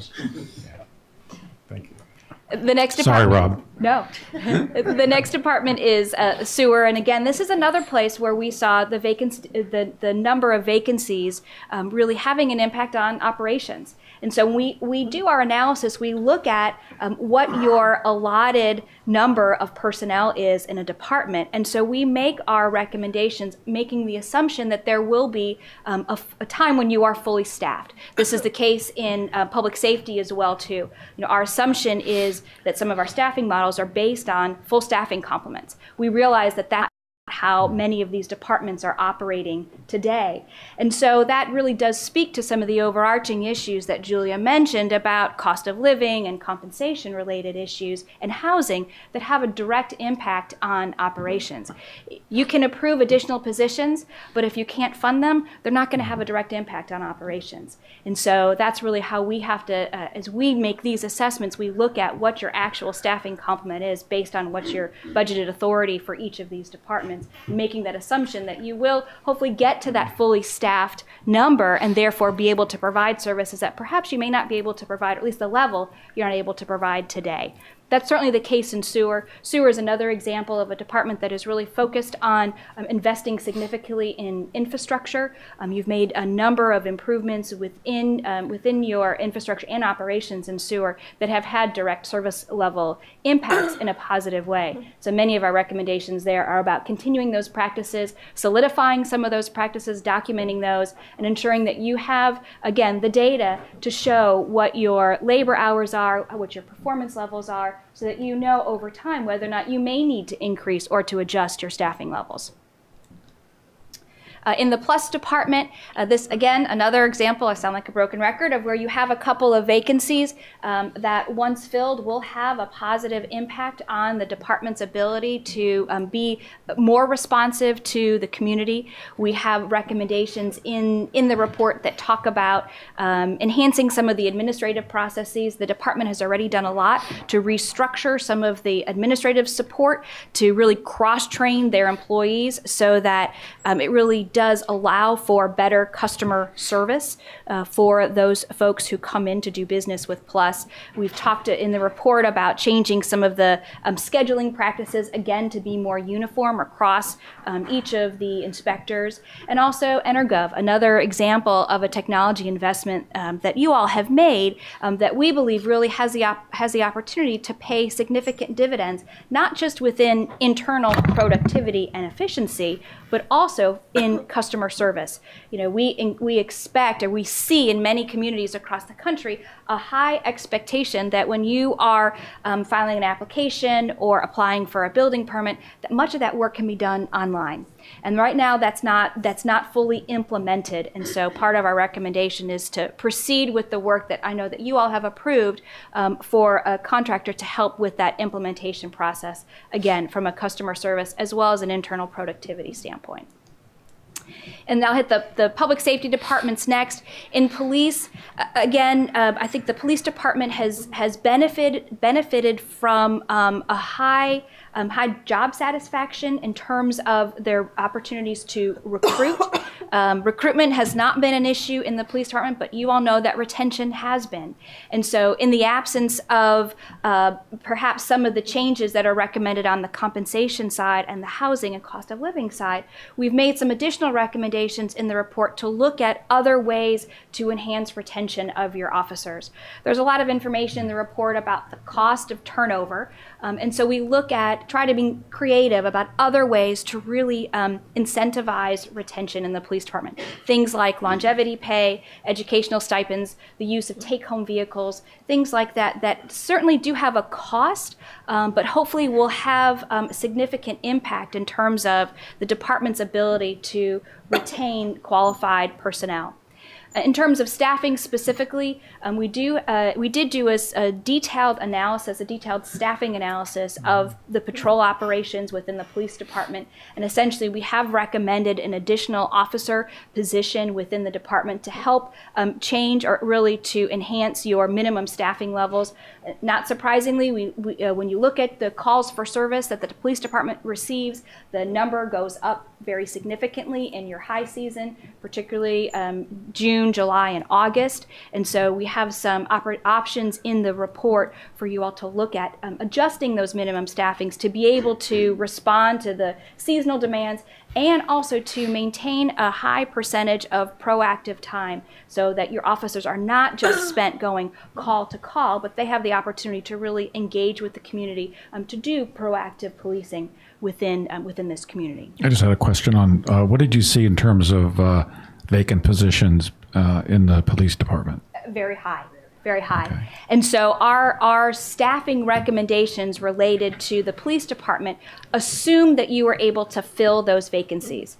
It is not realistic to expect the department to be able to hit those targets that we have included in the report in terms of the amount of time an officer can spend doing proactive policing with the limited staffing that you have today. So again, it's an example of high vacancy rates that really do have an impact on the department's ability to be as responsive as I think this community would expect. I just go back, one last point. I just go back to your earlier point about public works. Let's fill the vacancies and then we'll see what happens. You're recommending another police officer. with a lot of vacant positions. I'm just trying to reconcile those two. So I think the difference in the police department is there was a significant amount of data. We were able to look at 3 years worth of actual call for service data that we were able to analyze. And so as you'll see in the report, there's a much more detailed analysis of data that we use in order to make those staffing recommendations. In the Public Works Department, for example, what we've done is tried to provide the organization with a structure to begin to track that data so that that data can ultimately be used to do some kind of similar staffing analysis in the future. Quick question on that. It's also why police and fire have a lot more recommendations than a lot of other departments, because of the amount of data that they're required to maintain anyway. Okay, so that was sort of one of the things that struck me at this. You're more, this report is it's very reliant on what is given. Correct. Yeah, so that you got more coming back because those departments have more information to give you. That's right. Okay, that's all right. Yeah, absolutely. On the fire side, again, broken record, talking about some of the vacancy-related issues there. We saw an opportunity really to focus on some of the training needs within the department. So from a staffing perspective, there's a recommendation to create a new deputy chief position that's really in charge of oversight of training, ensuring that the right protocols are in place, again, so that the department and the staff of the department are fully trained and operational to respond to multiple types of calls for service. In terms of the staffing itself, again, an example of where we had a significant amount of data that we were able to use to look at the calls for service to make some recommendations for increasing your shift targets, the number of staffing that are required for minimum staffing on each of your shifts. We've given a couple of different options for ways to fund those positions, or at least to implement increases in your shift staffing targets over time, knowing that those positions, again, are hard to recruit for, and you want to make sure that you can fill those vacancies over time. Culture and tourism, a department that has a significant amount of institutional knowledge. This is another example of the need for retaining that institutional knowledge and developing plans to ensure that as people transition out of that department, that there are ways to capture that knowledge and encourage new folks in the department to pick up where those retiring folks left off, and really from a tourism standpoint, recognizing that the way that people get information today continues to change, and so we have some recommendations there about how to better communicate with the tourism population so that they get the information that they need as they come to the town. Health and Human Services, obviously the two departments, at the time that we began this study, they were separate departments going through a merger. And so we have recommendations in the report that look at adding some additional processes to ensure that that merger is successful. There has been conversation within the department about public health accreditation. Our recommendation is that that is a process that is an onerous process. It has certain cost implications, and one that should not be engaged in lightly, and therefore really needs the full policy discussion of this body as well as the Board of Public Health to ensure that's the direction that this community wants to go and that those resources are identified. And then it was great to hear the conversation earlier today about the senior center and looking at the costs for potentially a new facility. We've included a recommendation in the report about looking at cost recovery goals for the programming side of your senior center. As you look at the potential of using a new facility for multi-purpose use or other use, again, looking at the options to what programs and what those spaces should be programmed for, and then ultimately, is there a charge? Is there a fee for some of those programs and spaces, and how does that factor into the overall costs for a new facility in terms of the staffing as well as the construction? So again, a very timely discussion that we heard earlier this evening. Final department that I will just highlight is natural resources. Timing again was really fortuitous here as you all were going through the strategic planning process. This is an opportunity to really focus part of the work of this department on some of your strategic planning goals as it relates to resiliency and sustainability, and really setting those policy goals in alignment with what you have identified within your strategic plan. So where we go from here, we have provided the final report, the staffing study itself. The last deliverable that we will be providing the town manager is what we call an implementation plan. And just like we set up that success structure for the strategic plan implementation, the implementation plan for the staffing study really becomes the playbook to tracking progress and how you go about implementing the recommendations and keeping track of, whatever happened with the staffing study and those 100 recommendations, and did we implement them? So we provide that. We always deliver it as a draft, and we deliver it electronically so that it can be constantly updated and used really as a management tool throughout implementation. How does the town manager or this board pick between the recommendations? If there's limited dollars in all these different areas, how do we pick between the various recommendations? So this is where you kind of have to, I would say, what are your priorities? And so how do the priorities then play into those recommendations? So that is ultimately the most challenging decision to make. If you can't do all 16 positions this year, what do you need to focus on first? So I don't have the specific answer to your question and what the number one staffing recommendation really is. I would say fill the vacancies. Would be really where to focus the energies, but the magic wand doesn't exist to just make that happen. So that's something that's going to take time. But you didn't prioritize the positions in any way. Okay. We did not prioritize the positions against one another. And, Right. and what I would say is that we don't necessarily, there was no, we didn't feel like we had the policy guidance to do that. Okay. So there are things, policy issues that are going to come back to the select board as they work through implementation. And I hope you'll have an ear for those. Michelle mentioned the health department, becoming an accredited department. It feels like motherhood and apple pie, and we should be supportive of that. And yes, why not? However, when you do that, there are significant implications for the level of service that you're then deciding to provide based on accreditation standards. And are those standards right for this community? So you'll be needing to ask those hard questions as you deliberate on the policy decisions. The other thing I'll just note is implementation will take time. It was interesting this afternoon while we were getting ready. Michelle got a phone call from a client where we had done a report right at 2 years ago, and he said, I was just updating my implementation plan, and he had some questions about implementation. It takes time to do, there's the staffing recommendations. There's a lot more recommendations in this report besides the 16 positions. There's over 100, and so working through them will take time, and we just hope that you'll have patience for that, and then you're to hear the conversations that you'll be asked to have. So we're happy to answer your hard questions, and whatever discussion you want to have this evening. I have a couple questions. Do you ever go into a town or municipality and you see departments that are way overstaffed? Is that normal? Or is it always kind of recommending more staff? Did you find any departments, you don't have to name them, that were overstaffed?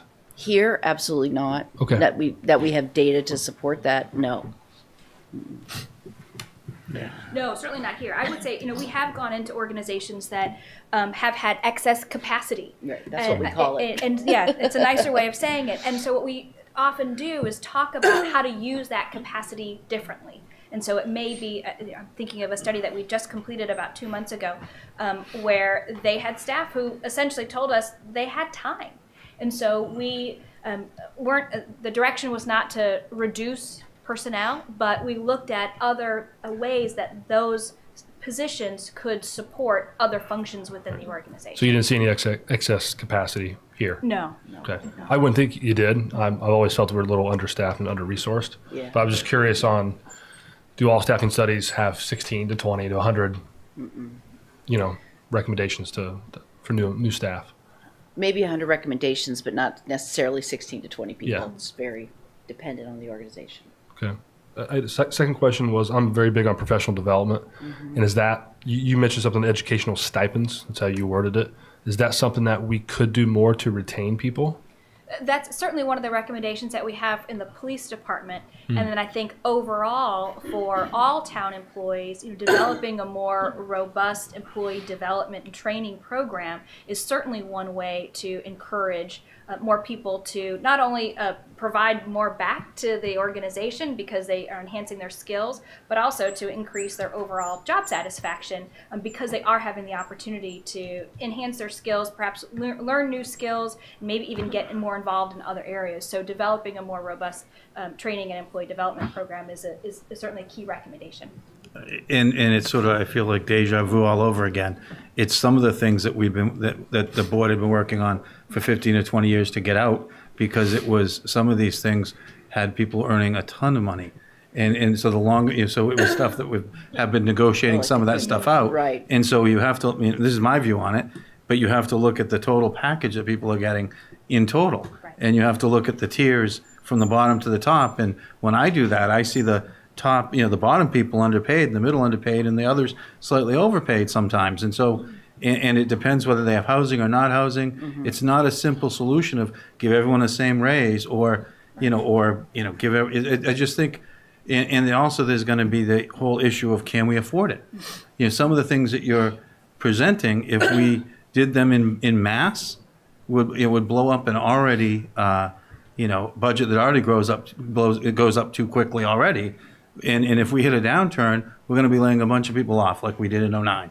So I think that we have to be, this all has to have numbers attached, when we're discussing it. Otherwise, it sort of won't be very meaningful. If I can go on, I got a couple other comments. I was surprised that Libby's office was only, I thought there'd be a couple more people there because I know what they're under. One question I had, with the new assistant, would that be where attaching numbers, where does attaching numbers to development and to, town meeting votes and everything, where does that lie in in this town? Is that, well, one of the things we have, we have, how do I say it? Sometimes we make really large votes at town meeting, we don't understand or we make decisions, but we don't know what the actual impacts of those are, and we only find out later. In some communities, do development impact analysis to know what those impacts are prior. And then if they're working with a developer or they're making a decision, they have the information. We're kind of late to the party. So that's something that I think we've been missing for 20, 30 years. And I'm wondering, where does that, and we're talking about numbers and we're talking about, being able to track things. Where will that level of analysis reside in our new staffing world? Specifically related to development proposals? Well, it could be is what you're asking? development. It could be a development proposal. It could be a zoning proposal. It could be, some of the staffing or other issues. What like when we say, oh, let's move to, and the fire department did do this. They said we want to move and add, we want to upgrade our life safety, and they said this is what it's going to cost. So we really did know what that was going to be. Some of these other things are very complicated, and we don't have the information for, to make a intelligent decision to begin with. So I'm hoping somewhere within there's someone assigned to do that. So it's just, I don't have to answer that now. I think HDC, there's only one person. I think that's another one I was surprised because there's a lack of enforcement. Maybe the enforcement person will do that. There's an inability of the HDC to improve what they do and do more. Do the National Park Services have recommendations for historic structures and things that we don't really follow? I think we need the staff to do that. I think it's important for the island. A lot on the wage analysis. The devil is in the details here. And so, we've had that study done and some of the staff didn't like it. And, we're looking at it and saying, well, we're going to do it this way. That's great. But we still have to know what the tiers are. And you can't I just think we can't run a budget if you're going to treat everybody exactly the same. You're not going to have any money left. And the other thing you talk about, what is the, unique things. And one of the biggest things that keeps coming up is housing and housing. And I think somehow that has to be worked into a lot of these departments so that there is a place to house people. We can't, this is my only opinion, we can't run an island home if we can't house people. And that's going to increasingly happen in other departments as well. We're seeing it in the police department.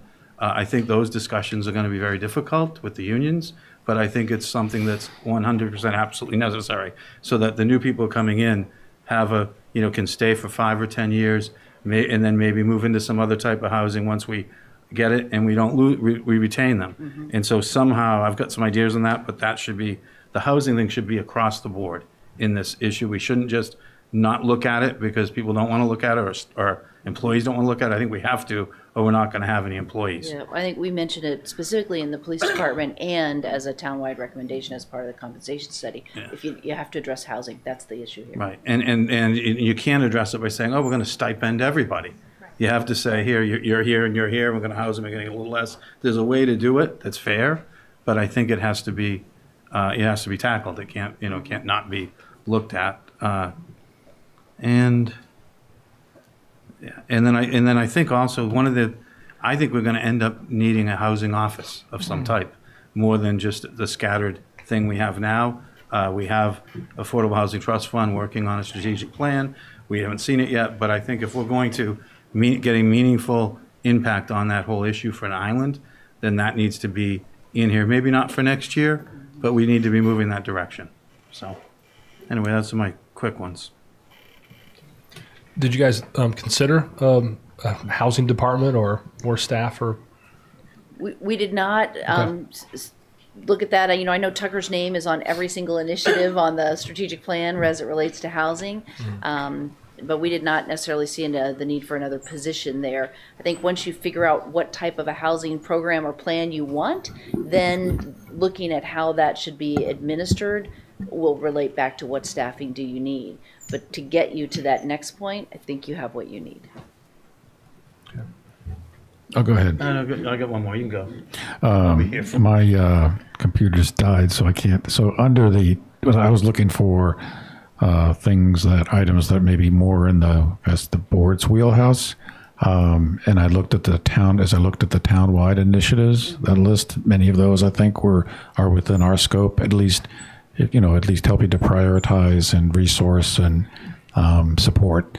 So as you looked at those, where do we start? How do we, what things might be, it'd be helpful for me, not tonight, but, where do we start? What things might work together? Like if you're going to do X, you should do Y. How do we, how do we prioritize them? Where do we need, in what areas might we need some outside help, like yourselves, to do something? My personal view is that, and we've talked about this, that I think you'd have a strong role to play in developing our strategic plan for a couple of reasons. First of all, our community, you've done this and other studies, and obviously you have, and I've mentioned this before at our board meeting, you were, one of the towns that you support won the Baldrige Award, so that's like the gold standard. So, but if you could give us some ideas on how to do what I just said, to be helpful. Thank you. Yeah, and I will say the implementation plan will begin getting you there, because it takes each of the recommendations and it says, identify those nexus. Well, when you're doing this one, you need to be doing this one at the same time. We use a prioritization system. It is not 1 to 103, but it is here's a priority 1 recommendation, priority 2, and priority 3. So they are grouped in terms of short term to longer term. And it would be helpful if you could maybe notate which may be, if you could, I always like to see the responsible party. That's in there also. Yep. And, and some of those should say select board or select board / town manager or whatever. So, absolutely. Okay. That's part of it. So you're sort of saying pick the low-hanging fruit first, and then here's a question: Do you familiar with the state's compact community best practices, like on human resources? Yes. You guys are? Just because they offer help too, Yes. and I've been pushing here, we haven't really done that. They're talking about it, and Brian and Libby are talking about it, because it did we used some of that help at the finance level. And I think in the Human Resource Department, it might be, if your recommendations are following theirs, and we can engage help and, and have a couple-year plan, that might help. Yep, So, absolutely. The town manager actually mentioned that to us today. You're going to see some of what you're talking about in the next presentation. oh boy. We saw it. Yeah. Great. Any other questions for us? Anything else? I'm good. They're here. Thank you so much. Thank you very much. Thank you. Thank you, Julie. Thank you, Thank Michelle. you, Libby, for leading this effort. I appreciate it. I'm losing my voice a little bit.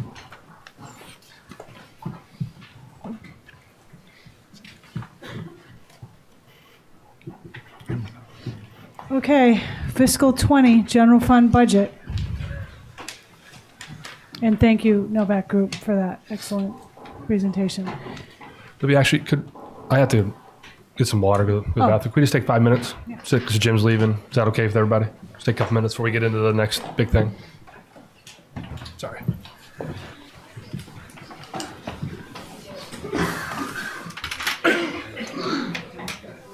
Takes me a while to move around.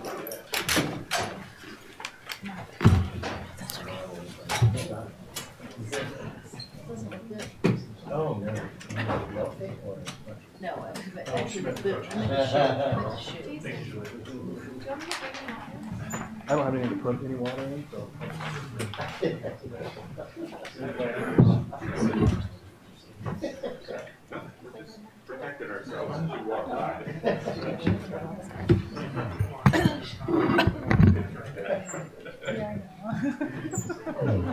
You can read it online.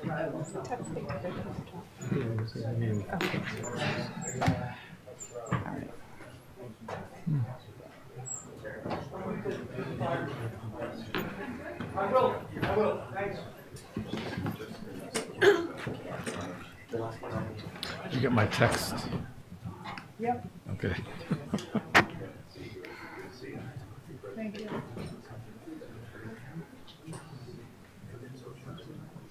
I already accused him. Huh? I already accused him.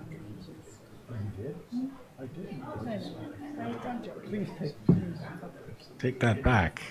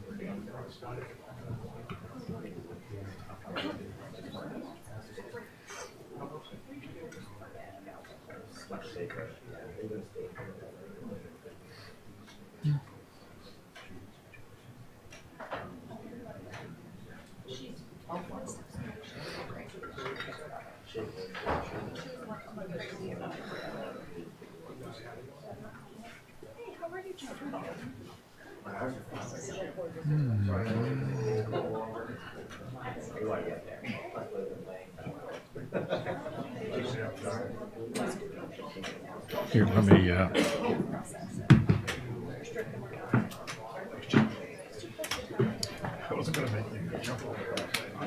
could have made it. It's part of your physical therapy.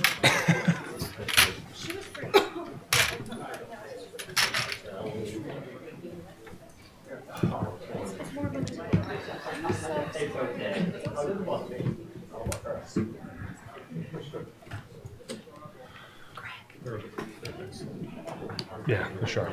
I almost didn't want to let him go. I wanted to keep having a conversation. Yeah. All right, I think we're all ready to get back on schedule here. Thank you for the break. Thank you.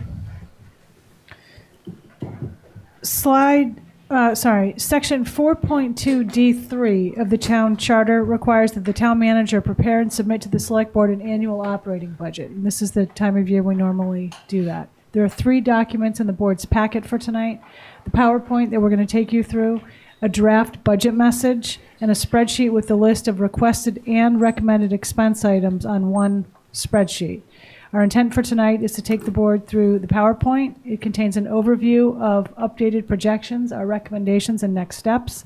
Much of the detail is contained in the budget message, and that's a separate document. We weren't necessarily intending to go through that tonight, although if the board has any questions about it or wants to discuss it at a later time, we can certainly do that.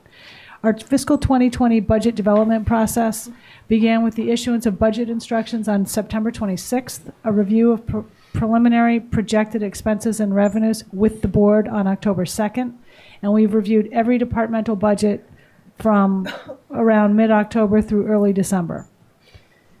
Next slide. Yeah, that one. Our fiscal 20 budget objectives are mostly listed here. They are to keep the operating budget within projected revenue. However, we do have a recommendation that could free up general funds for specific purposes, address legal mandates, address needs that we have seen expressed through the board and/or administration operations, with the highest priority being the board strategic plan, the staffing study that you just heard about, and town operations specific to public safety and administration. We also want to maintain some flexibility with the levy limit and the use of free cash within the budget. In other words, we're trying not to spend all of the projected revenue. This will be very difficult given the issues that we are facing with a couple of the enterprise funds and with the school requests. Next slide. Initiatives specific to the strategic plan and the staffing study are shown on this slide. I won't go through all of them, but some of them were referenced earlier or contained within the staffing study and your strategic plan. Next. There's a number of actions that we take on an ongoing basis to reduce expenses and increase efficiency and transparency. They're listed here. We typically include a slide like this in the budget presentation. We've also applied for and have actually received approval for, but it hasn't come before you quite yet, 2 compact community grants, and we intend to seek a grant for a sustainability plan. The compact community grants include an ADA accessibility plan update and a review of best management practices in connection with collective bargaining. Matt, that is for you. Thank you. Finance director is going to take us through the next few slides. These are mostly about the projections. Thank you very much. Good evening. So we've hit a milestone. We're projecting over $100 million in revenue this year, $101,476,000 to be exact. Expenses are projected at $101,474,000, which would leave us $2,322 under the levy limit, which is very, very close to the levy limit and does not allow us much flexibility. We will get into some other discussion as the presentation goes on about what the options are and what's driving some of this here. Next one. So this slide here just shows the comparison and shows that we have a balanced budget in line with the projected expenses, and it shows that we project to raise $85.6 million in real and personal property tax, and takes through some of the other revenue sources. We're projecting a level funding in state aid because at the time that we were preparing this, the state budget conference hadn't been held yet. They're projecting a small growth of about just under 3%. That would impact us strictly, that projection, in the unrestricted portion of state aid, which we get very little. We get less than $80,000 in unrestricted general government aid. The majority of our state aid is tied to Chapter 70, which is still in the works and discussions and go through the budgetary process. Next one. This slide really kind of just breaks down the revenue into a pie chart showing all the various sources and what percent of the budget. Again, the majority of our revenue is raised from tax revenue.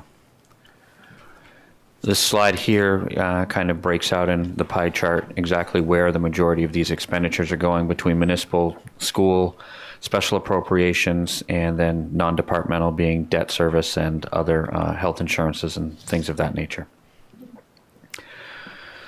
So we start in kind of on the expense categories that will fund the $101 million. We're proposing for town operational expenses, $8,085,000. Included within that is $1,048,000 of expense increase requests, which we will take you through in a later slide. We're proposing $21,113,000 in salaries to fund all various departments. Within that, there is $673,000 of expense increase request.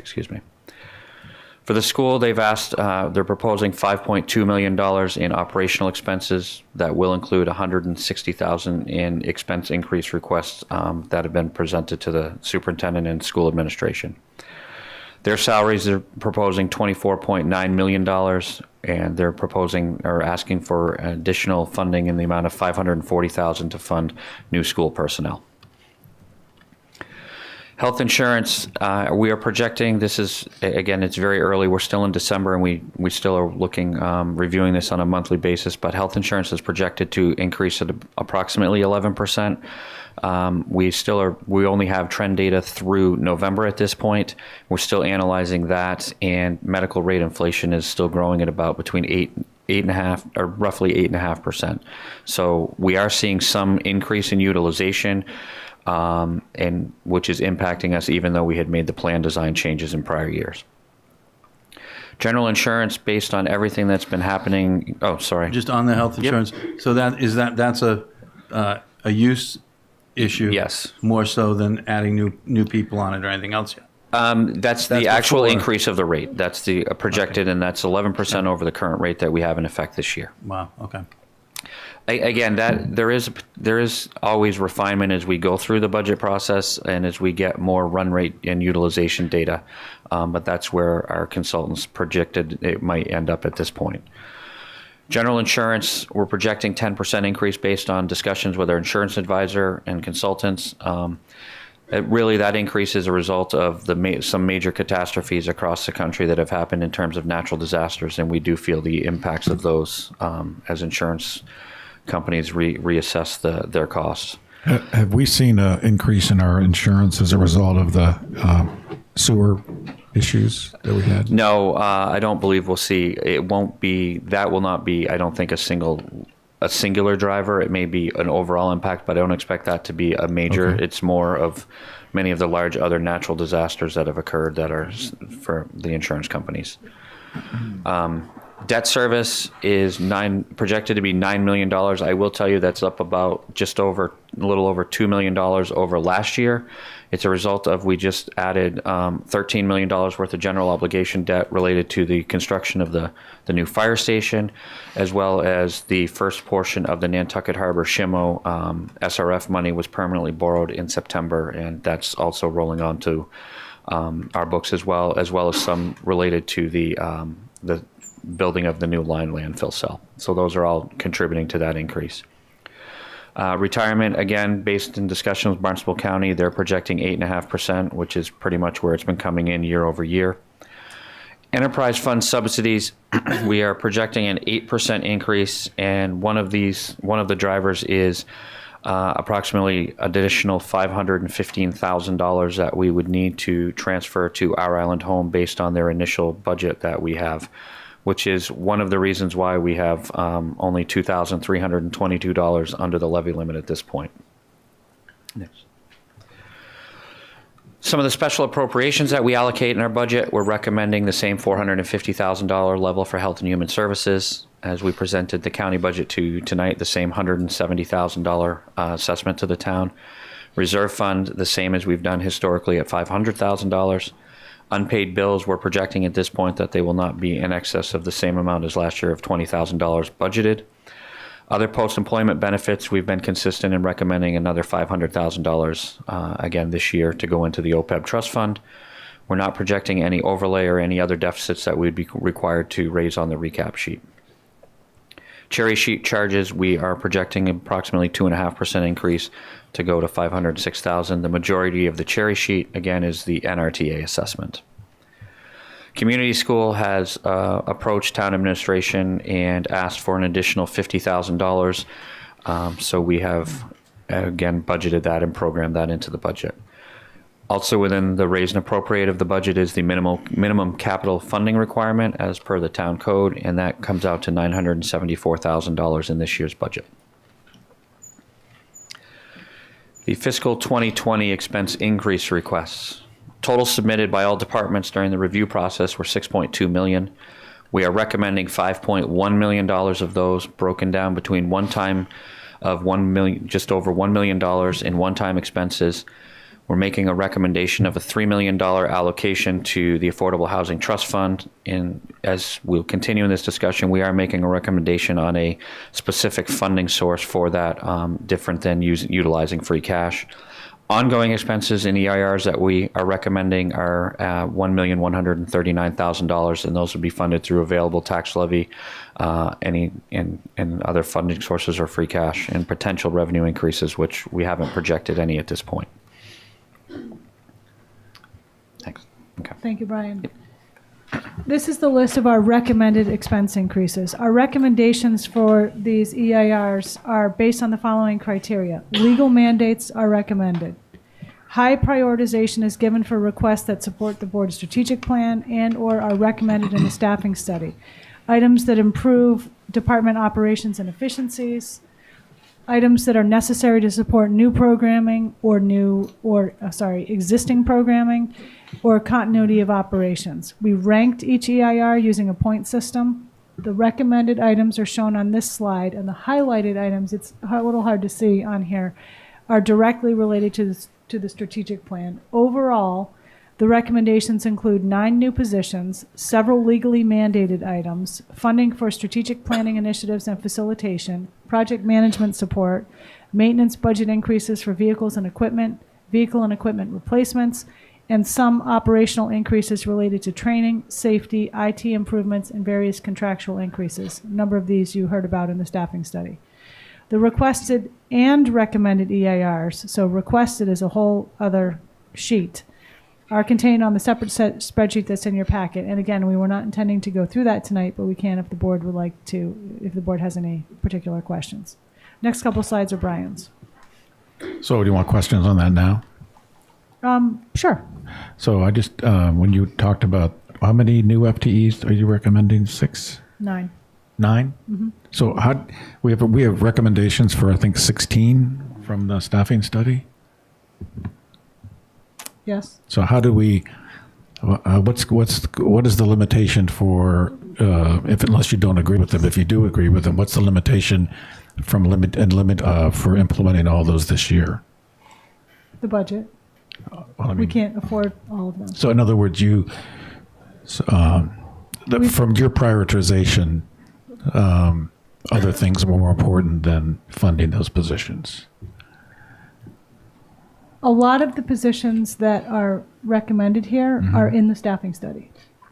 Right. Almost all of them, as a matter of fact, if not all of them. I'm talking about the ones from the staffing study that you didn't put in the budget. I think we felt that they could be funded in prior years. From the start, we felt that the staffing study would be a multi-year matter to budget. And there simply are not enough resources in the available revenue to fund everything in the staffing study. And so, yes, we think there were some other items, non-staffing study related, that were important. That we applied the criteria to that I mentioned.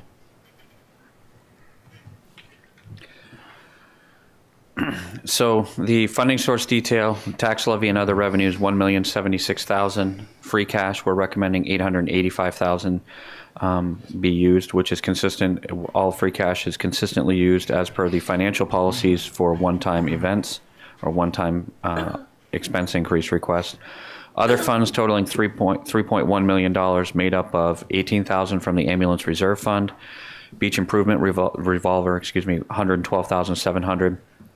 Cape and Islands license plates up to $50,000, which would fund 2 of the expense increase requests, and potentially a CPC borrowing of $3 million. Now, what this would do is we're having conversations with the CPC about a specific appropriation annually to fund debt service, and we will be having a conversation also with Cinder from Hilltop Securities, because this is a way a lot of communities are trying to get at the affordable housing issue by the CPC allocating a specific dollar amount, and we can take that and work with Hilltop Securities on what that would be able to leverage in a borrowing. It potentially would leverage more than $3 million, but that's kind of where the conversation has been based on the board's directive of $3 million for fiscal 20. Good job. So total of all funding sources is $5,142,533. Preliminary free cash recommendations. As everybody knows, the DOR certified $9,593,000 in free cash. Funding of a town expense increase request of one time at $885,000. We're recommending $5 million of free cash be used to fund town and school capital projects, which are currently being reviewed and recommended by the Capital Program Committee. And at the special town meeting, everyone remember that there were some appropriation articles due to a lack of quorum that could not be voted on. There's due to the timing of the borrowing with the Clean Water Trust and the some of the debt for the new line landfill cell. We need to fund out of free cash because we have payments that came in after the budget was approved, and unfortunately, because we couldn't act on them during that process, we do need to be able to fund that line item in the budget for this year, and the allocation would need to come from free cash or some other transfer. We're recommending to hold until an ATM $3.4 million worth of free cash, and one of the reasons is during the fiscal 2019 rate setting process, which has just been completed, the Solid Waste Enterprise Fund and Our Island Home experienced less revenue in fiscal 18 actuals than we had projected for fiscal 19. And we have committed to that typically the state will not set your tax rate unless you make changes to those. We have committed to the state and discussed the situations with the state and why we believe we can potentially still get there. But we have committed to the state that we will set aside and take care of any potential revenue shortfalls at the annual town meeting. So we need to have a funding source to do that because we do not have the ability to raise and appropriate for fiscal 19 once the tax rate is set.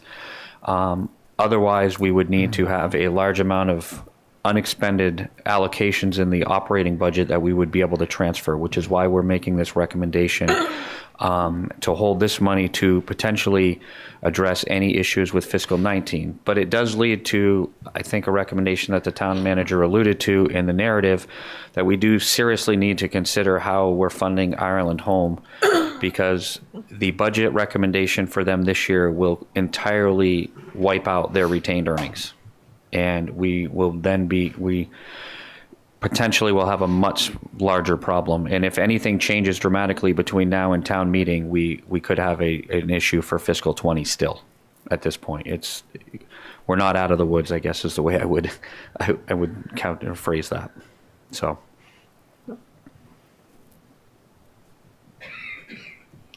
Okay, this is a slide of outstanding items and current unknowns. strategic plan and staffing study contain items that will span several years, as I just mentioned. They're likely to be updated regularly, and they will both be used annually as one of our tools for prioritizing budget requests. We are in the process of updating the 5-year forecast that will be provided to you at a later time. And here's one of the bigger issues. For at least the past 3 years, maybe more like 4, we've been putting forward the concept of a targeted override for large enterprise fund expenses that are covered in the general fund. These total $8.9 million for fiscal 20. Funding these expenses through an override or other funding sources would allow for more flexibility in the general fund, not necessarily to spend it all, but for the unexpected and or to put into stabilization funds, because there are economic condition changes that are likely to be coming up, as Matt alluded to earlier. Because of retained earnings in the enterprise funds, as Brian just explained, pressure on the general fund has not been as serious as it is becoming, with retained earnings dwindling and island home revenue projections are a serious concern for the current fiscal year. We also have a large new expense coming in fiscal 21 for the year-round NRTA service. State aid is something to keep an eye on, but lately it's not been much of a concern. It's actually often been a little higher than we projected. Harbor Place I've included in here just because it's kind of a current ongoing discussion, but that's an unknown at this point. None of the citizen warrant articles that have been submitted for the 2019 annual town meeting are included in our recommendations, and while some of them come with specific dollar amounts, others do not, but if approved, they may have a cost impact. There are a couple of big plans underway, open space and recreation and parks master plan. Those could potentially, depending on how they pan out, could have an impact on the general fund in future years.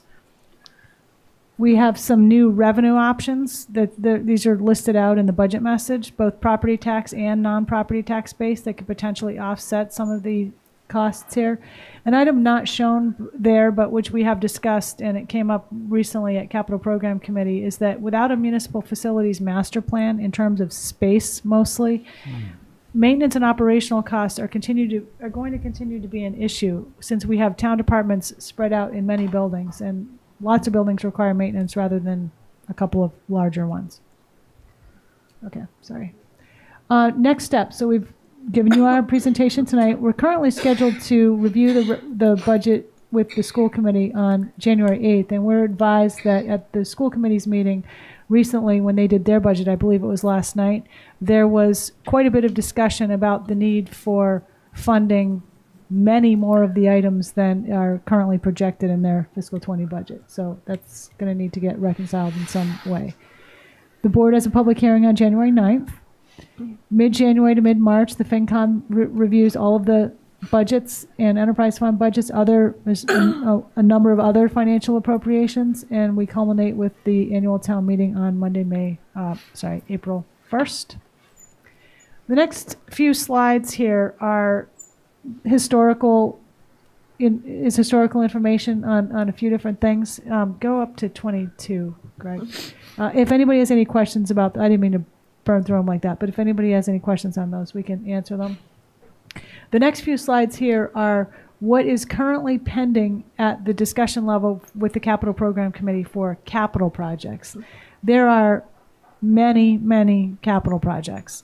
There's a number of big ticket items. One of them has to do with solid waste, and we aren't entirely finished with this, but we've been funding landfill mining in the general fund budget to the tune of $700,000 per year. The mining permit with DEP expires June 30th, 2019. We've been having discussions with our consultant, town council, and internal staff and other officials as to whether or not the mining program should be continued. We also are under a DEP order to cap and close a section of the landfill planning needs to begin now, but the order begins on July 1st, 2019. Correct, Rob? Okay. So this week we had a discussion about that, and at this point our recommendation is likely going to be end the mining program. And that's a discussion for a whole other time, but there's a lot of reasons for that. And we need to start complying with the state mandate to cap and close. That is right now an approximate $14 million item. That will not be able to be funded in the Solid Waste Enterprise Fund. So that is going to need to be a debt exclusion. That's just a big discussion item. May I make a comment Sure, on that? This is a very complex issue. I think I and maybe some others were always under the impression that more mining is good, and that at some point we're going to see those huge mounds of dirt, go away to nothing because, and we're going to be able to use that space out there for something else. And maybe I'm the only one who thought that. But as we've gotten more and more knowledge about this, I think it's better to say that mining was a kind of an interim activity. And we now know, and correct me if I'm wrong, that we're not able to move the dirt off the site. It's got to all stay there. And that really the continued mining operation is to invest in that is not in our best long-term interest, that we are better applying our resources and planning efforts to capping. Capping's not closing, but as Libby said, there's a lot of complexity to it, but I just wanted to give you, my kind of overall 50,000-foot view, and I don't know if that reflects what your thoughts are too. Yes, and thank you for mentioning that. A couple of board members, as well as the chairman of the FinCom, and I and some others have been working on this for several months now. And I think every time we meet, we learn kind of a lot more, and sometimes we take a completely different direction than the prior meeting. I also forgot to mention in the next steps slide, there is another next step. There's a joint meeting scheduled with Finance Committee, Select Board, and Capital Program Committee for CAPCOM to present its final report on January 16th. Sorry, I forgot to mention that. One question, what's the Jetties Beach facility upgrade? $1 million. That is an upgrade of the concession building. There are a lot of issues with it, ranging from roof repairs to window repairs to, I think, floodplain upgrades, utilities. Right, okay. It's the building. Is there a way we can write that into the contract? Well- When we put it out to bid next time and put that responsibility? We could discuss that. I would imagine that someone's not going to want to pay as much if they are required to undertake repairs and things. There's possibly a procurement issue with that, with the building being a municipally owned building and whether or not.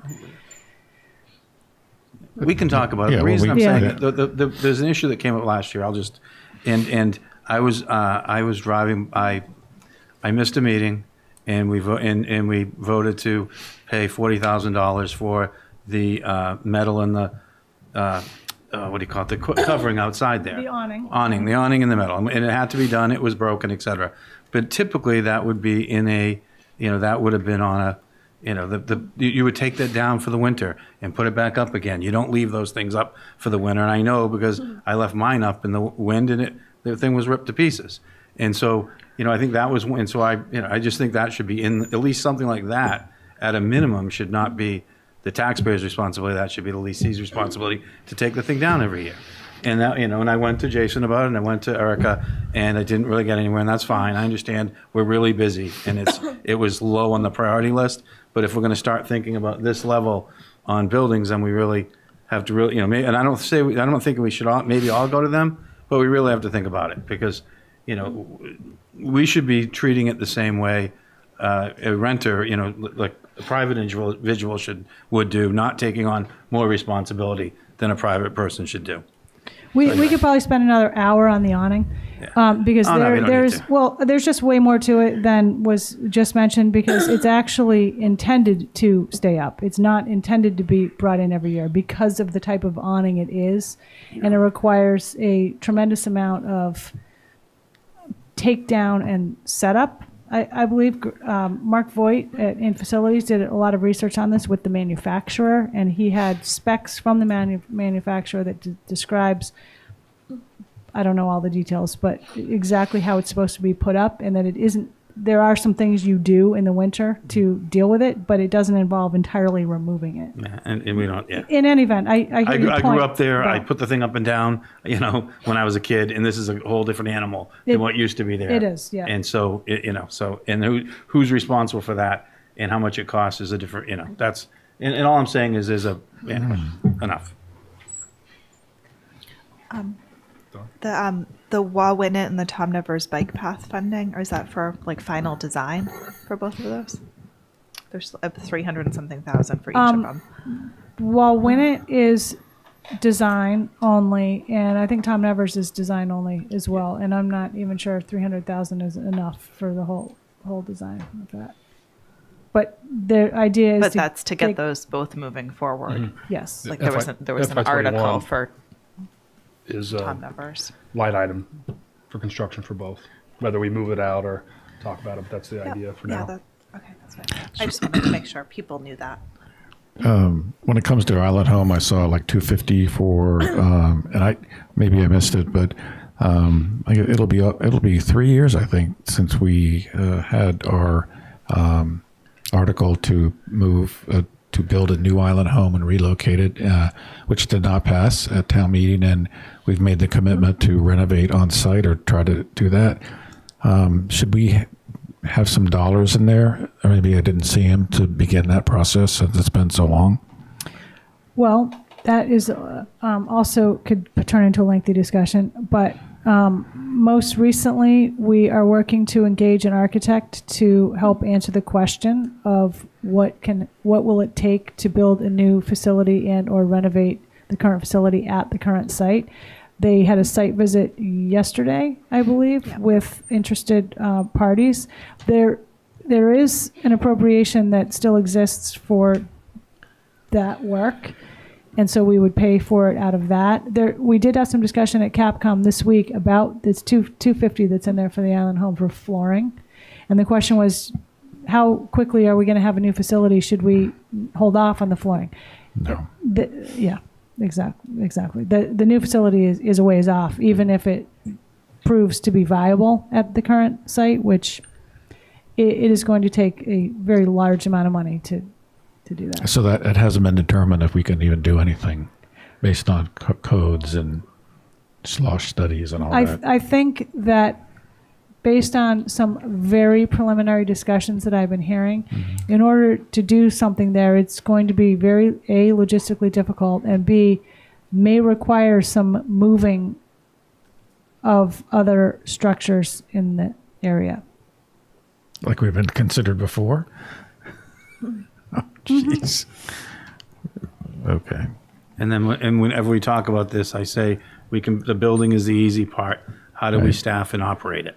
And if we don't have that part, then we really should be thinking about getting out of the business.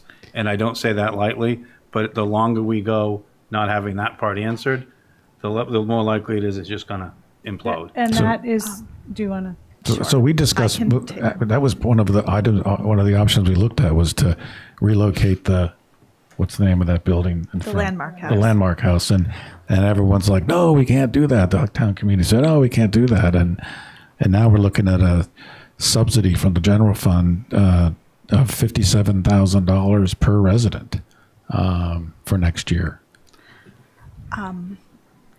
The goal of the subcommittee, whatever work group, whatever we're called,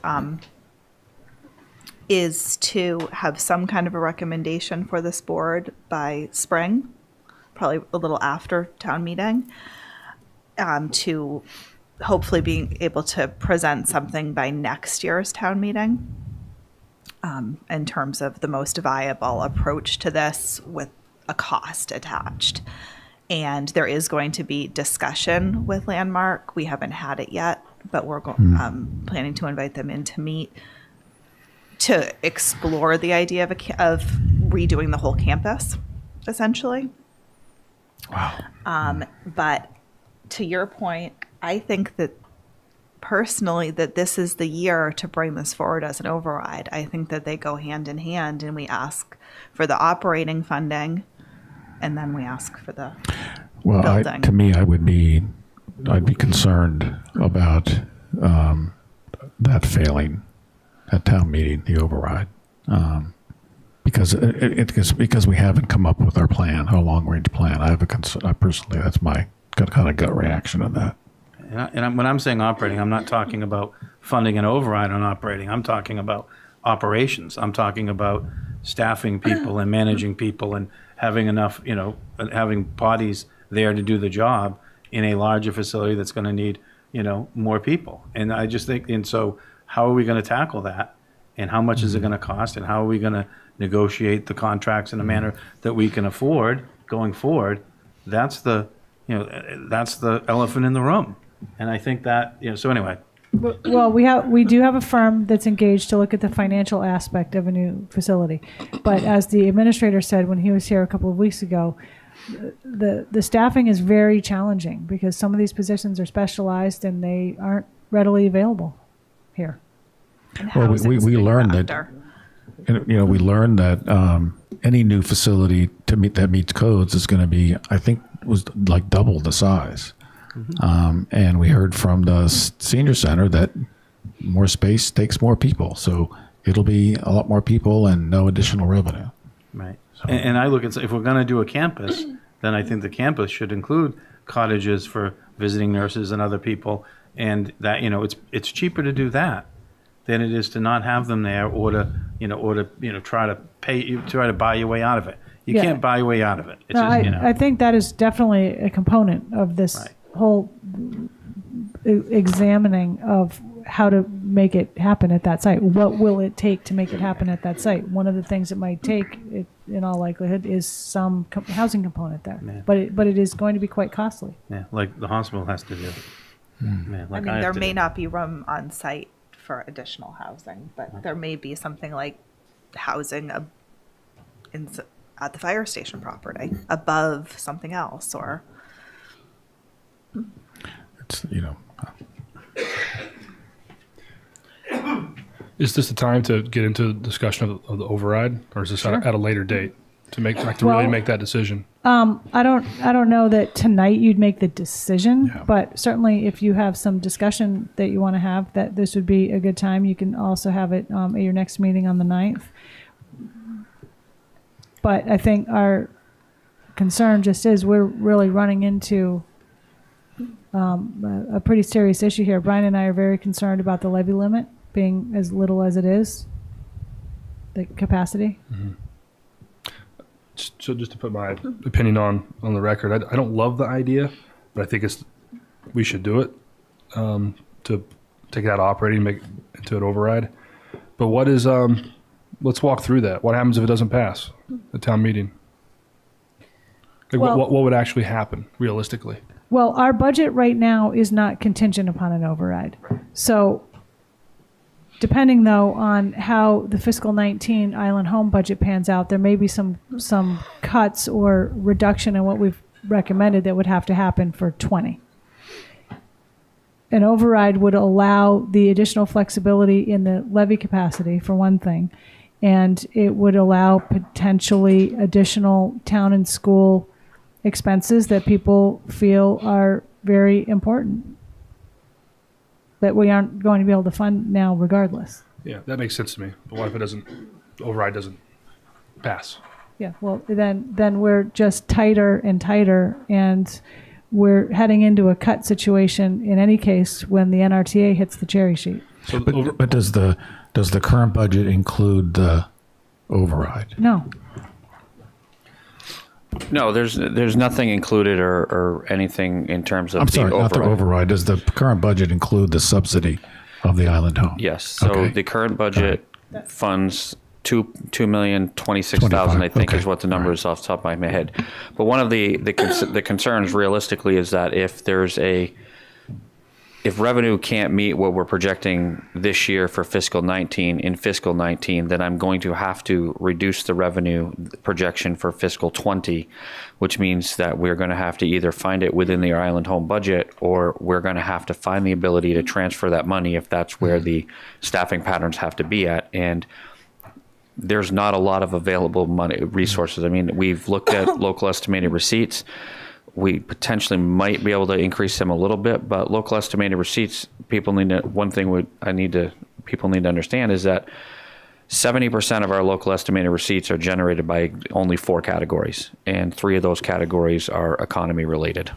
So there's a certain concern about trying to run those up to levels of what we received, because they may not continue at that level any longer for the foreseeable future. So there's a lot of varying factors at play. And as the town manager alluded to, the school committee appears to be inclined to feel that there's a lot of additional things that they would like funded that in our discussions where we made a recommendation for funding. So there's a lot of things that are open at this point, and there's a lot of potential decisions to be made in the future, I guess. Did you guys look at what happened in the last economic downturn and what the impact was on the 3 main drivers of what you were just explaining? I haven't looked at it in depth at this point, but it is something that is certainly on our radar that we're going back to look at to see what those would be. I mean, obviously, it would be rooms and meals, and then building permits would be the third of the fourth. Excuse me. Because I think that is sort of what I've said all along is we shouldn't be using 2.5 increases for operations. And for wages, we should be using it for the new stuff. And we haven't negotiated that way. We haven't done that. And, and this is where you end up. And so I think that, I'm not so sure I'm big on an override, because I'm not sure if philosophically I believe it if you're not living within your means. And 2, I just don't know I think my view might represent a lot of the taxpayers. And if the economy continues on this path, which it seems to be doing, it might be the wrong time to be as grandiose as we seem to be. So it's going to be interesting. I would say that I didn't make the recommendation to have this discussion to the town manager lightly. It took a lot to get to the point to even make it, because I certainly understand those concerns. Yeah, no, I know you do. I just had to say it. No, I couldn't leave it and let that pass. I just think it's a way to solidify the continued operation of the island home, which I think is a really critical service to the island, because we're too far out to sea to rely on other private entities to provide that. And I agree with that. But how do you do that? How do we set it up and do it? We have to know how we're going to set it up and do it in a way that will be good for the residents and good for the taxpayers. And you guys are working on that, and I'll be all on board if we get that figured out. So.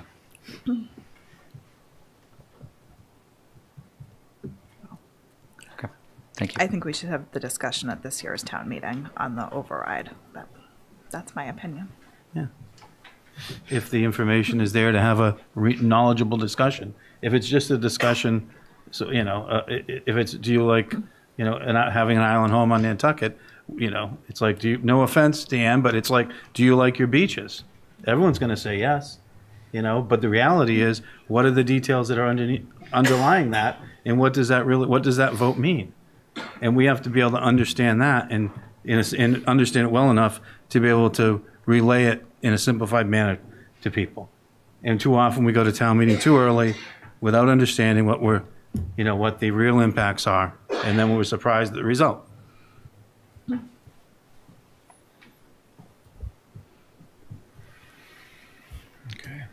Sure, this will come back up on the 9th.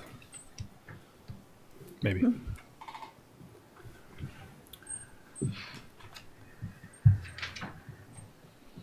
Anything else about the budget?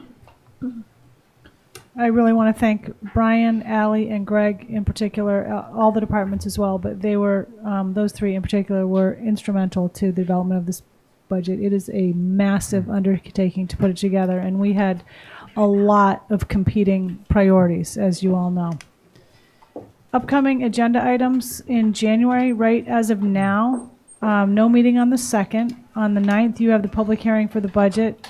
We have solid waste and sewer enterprise fund budgets for fiscal 20 and continued discussion about the 2019 annual town meeting. On the 16th, we've got 2020 remaining enterprise fund budgets, probably some public hearings. Hopefully, the report from the Affordable Housing Trust as to the fire station property reuse for housing. More discussion about the 2019 annual town meeting, and the Capcom recommendations. Your executive session for January is to be determined. On the 23rd, we will hopefully would be awarding the marijuana RFQ, adoption of the warrant, including any ballot questions, review of the second quarter of fiscal 19 of some of the enterprise funds and the general fund, and review of recommended pond management principles. That came up earlier in the year. The 30th, we have county and real estate, and there may be some other items that come up there, and just items that are pending and that'll be coming before you probably sometime in the spring is the marijuana licensing regulations. Okay, moving on to select board reports and comments. First item is discussion regarding amendment to existing license with SPPF to extend the use of town property for existing erosion control projects. This is quick background for everybody. We have this on an executive session, we took a vote, brought it to last week's meeting, and it was in pending contracts, and we all decided to move to this meeting today to have a better discussion, to give people more time. So, how do we direct this? I just I want to thank you for putting it. I guess we voted for it last week, but I think it's just to remind everybody too. We encourage people to come to this meeting tonight. This is your opportunity to give us feedback on that amendment. It has been, it has been voted, and we heard from town council that if the board wanted to change their vote, this would be the time to do it. And so I'm looking forward to hearing the community's reaction. Oh, okay. But we were going to potentially make a vote to authorize Libby to sign the contract for the amendment. I think after the discussion. Well, I've had a couple of discussions with, I believe that Rita and I've spoken with Deanne about waiting till we have a full board to have a broader community discussion when more members could be here.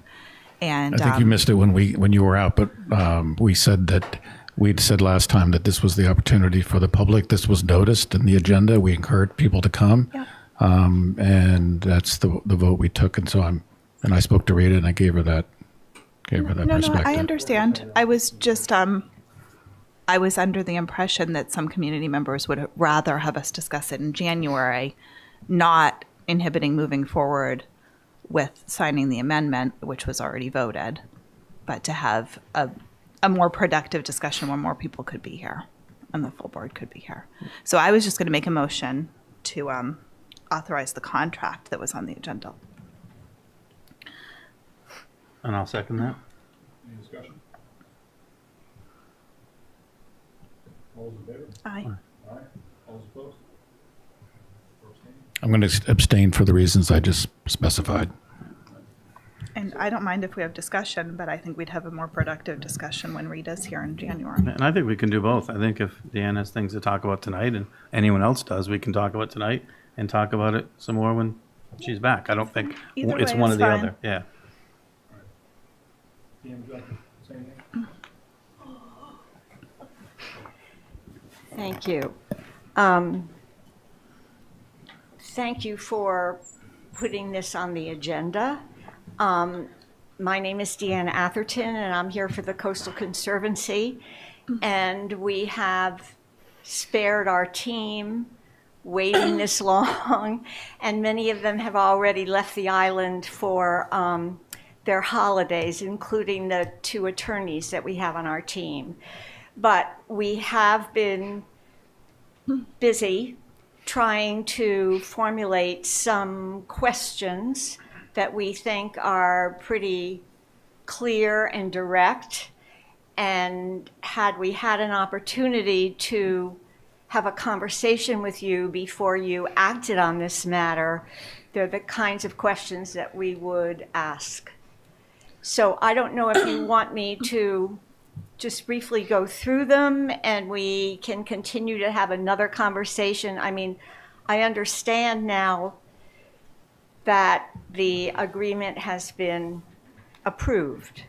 So what we want to talk about is probably for the future. It's not so much for this matter because you've done it in terms of the substance of the vote.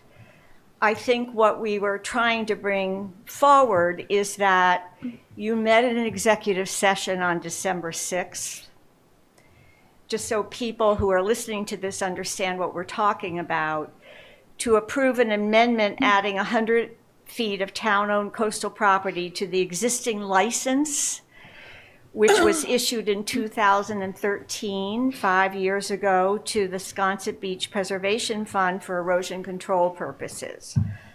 Last week, on December 12th, you convened an open session to announce that decision. Because this action was taken in private, the public was not given an opportunity to participate in the decision-making process. We believe, and we really truly believe, that when citizens are given an appropriate role, when they're not given an appropriate role, the select board loses the value and insight that members of the public can provide to help make good decisions. In addition, we believe that citizens deserve answers and clarification from the select board so that we can understand the decisions you make and the ramifications. So here are some of the questions that we would have asked if we had been given the opportunity. What is the difference between a license and a lease? Why is the town using a license for the geotubes rather than a lease? Are there constraints on the town's ability to lease town property, to license town property? How are the provisions of a lease or license monitored? What is the termination of the December 2018 license amendment that you just approved, as well as the termination date for the underlying license that was issued in 2013? What is the connection between the amended license, the underlying license, and the memorandum of understanding that was entered into in 2013, 2 years before the geotubes were installed? What are the advantages and disadvantages for the citizens to have or not have clear expiration dates in such agreements as the license and the MOU? Are you aware of the provisions of the MOU, specifically paragraph 8? And I'll read paragraph 8 because we feel it's very important. The parties agree to diligently pursue the permitting, design, and construction of phases 2 and 3 of the project, if necessary, including an agreement on cost sharing and possible betterments. If the cost of the construction in either phase 2 or 3 involves the proposed expenditure of town funds, the Board of Selectmen will vote whether to support such an expenditure, and the project will require and be conditioned on town meeting appropriations at an annual or special town meeting. We believe this is important because up to this point, and it's said over and over again, that the proponents are underwriting everything. We are now on the cusp of phase 2. Phase 2 is the expansion of the current seawall to 4,000 feet. And as you know, it is currently in the public hearing phase of the Conservation Commission permitting process. But it does say in the MOU that the parties agree to diligently pursue cost sharing for phase 2. Have you discussed the implications of paragraph 8? Possibly committing Nantucket taxpayers to pursue cost sharing. Do you support paragraph 8? If you do not support paragraph 8, why not move to terminate the MOU or to strike paragraph 8?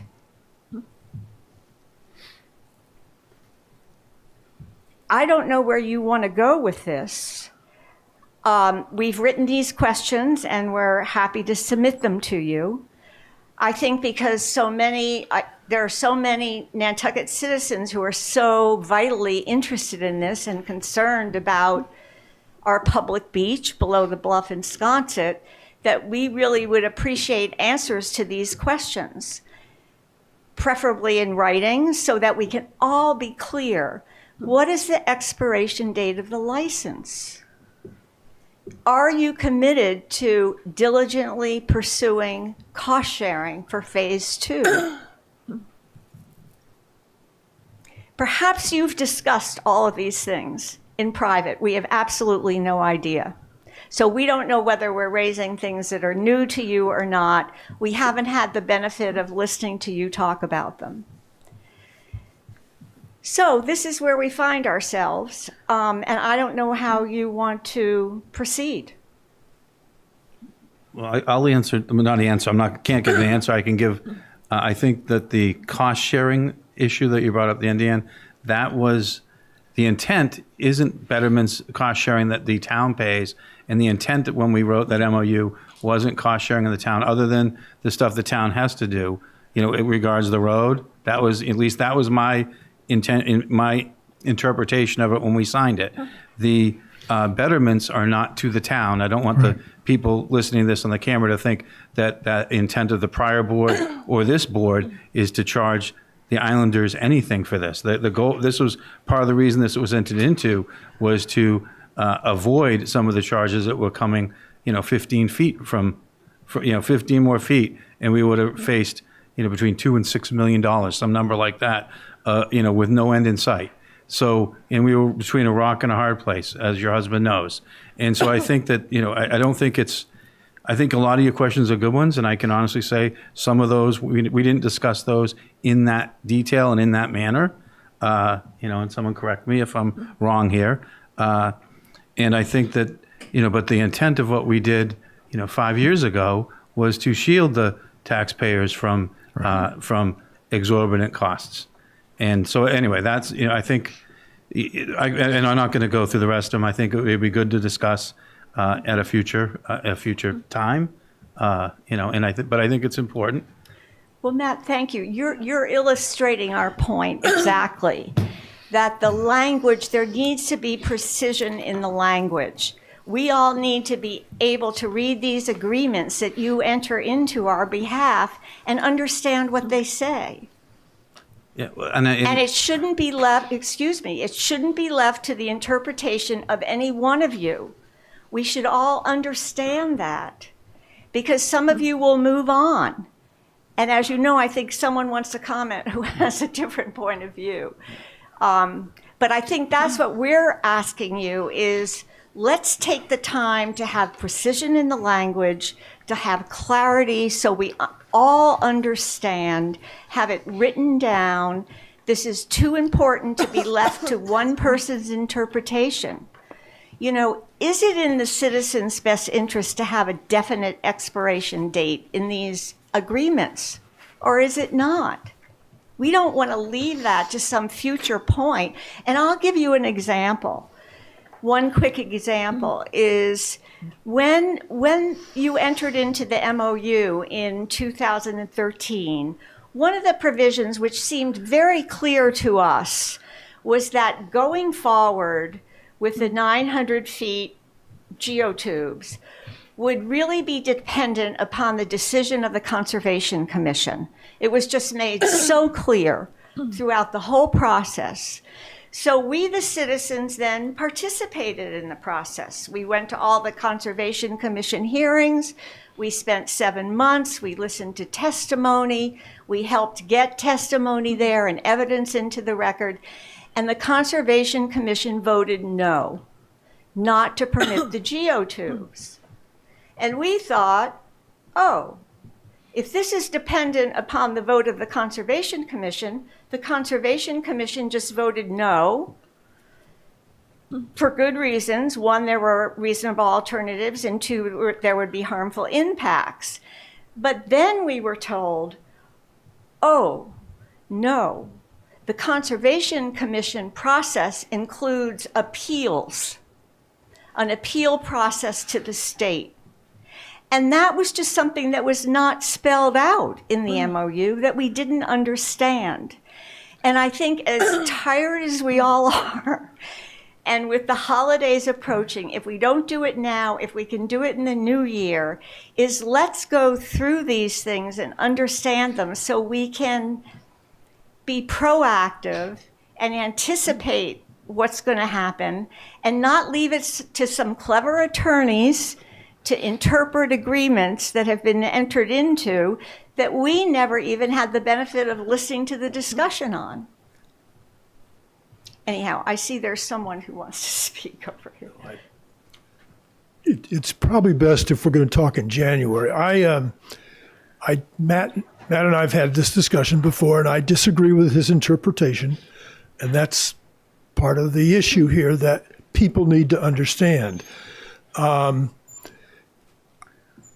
like to go back to the record of, it's like legislation in Washington, and when you're going through the appeals process, when people challenge legislation passed by Congress and signed by the president, they look to the committee reports and all of those kinds of things to support interpretations which are not always clear. And I think some of what Deanne referred to, for example, as when the term Conservation Commission is used, and there are other areas in here which I think deserve your close attention.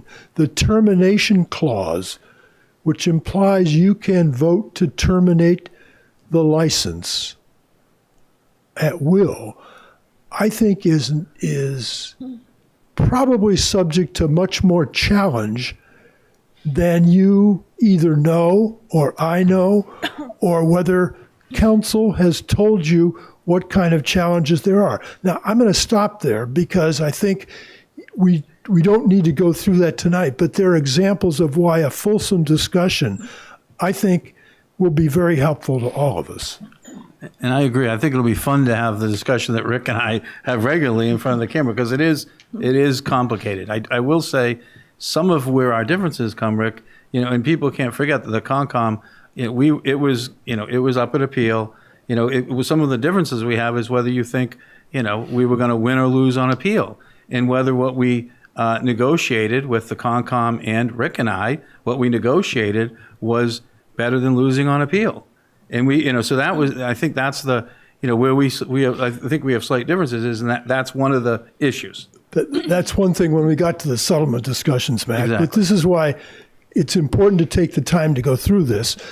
The discussion we're talking about at the moment is the language in the MOU, which was a long time before settlement discussions ever came into play. Right. And I think the point on the MOUs, some of this we're learning as we go. And so, you can look at some of the other big projects we have, and I think we didn't quite, with the next time we do it, hopefully we'll do better. And I think that's part of where we're at. But anyway, we'll do this in January. So last week we talked about putting this in the agenda. I asked to have town council here to be able to answer some of your questions. George wasn't here, and that's why John is here. If it may be preferable for you to give us some time and town council some time to give some more consideration, or he could begin to answer them tonight. But it might be better for us to take some time and give them some better consideration. Now, and we could even have a workshop session or something. My other question is: Are those? Is that the extent of your questions? Does that the list that you've given us? Pardon? Is that the extent of your questions? Well, for right now. Okay. Yes. Just sort of one last comment is that from the Coastal Conservancy's perspective, our mission is to preserve Nantucket's coastal resources so future generations can use and enjoy them. And while we may be dealing with language in an amendment to a license. But the bottom line eventually for us, what's at stake is almost a mile of open, natural public beach below the bluff in Sconset. So we think it's worth taking the time to have precision in the language and have people understand what you are agreeing to on our behalf before it is too late, Matt. So I will leave these with you all. Can you email them to I'll email. town admin and council and us? So moving forward. Thank you. Thank you, Deanne. Thank you, Rick. We spent about 45 minutes last week discussing this with the full board, and about a half hour tonight. We're going to do another round in January. If we do that, and I think it makes sense to do it, I'd want to know a little more what exactly are we talking about? Are we analyzing what we did in 2013 and what we in paragraph 8 for the existing project? Or is this all, are we trying to educate ourselves for the what's to come? I just need some little more clarity of why are we being educated on this for exactly what, so I can focus on that. Well, I think originally it was to give the public an opportunity to ask questions, and I have that need for transparency. If public asks questions and we give them an answer, I personally don't think we need to at this point rehash the amendment because we've already taken action on it, and it's premature to talk about something that might happen with the larger project because COMCOM's still under review, and I wouldn't want to in any way prejudice their considerations. Yeah, I don't. Yeah. So I think that's kind of what I'm looking for, how to narrow Yeah, this down. that's just my view. Keep it to answering those questions. I Yeah. think those are answerable. Yeah. Okay. I think we can. I think we can. I think those questions are going to lead to other questions.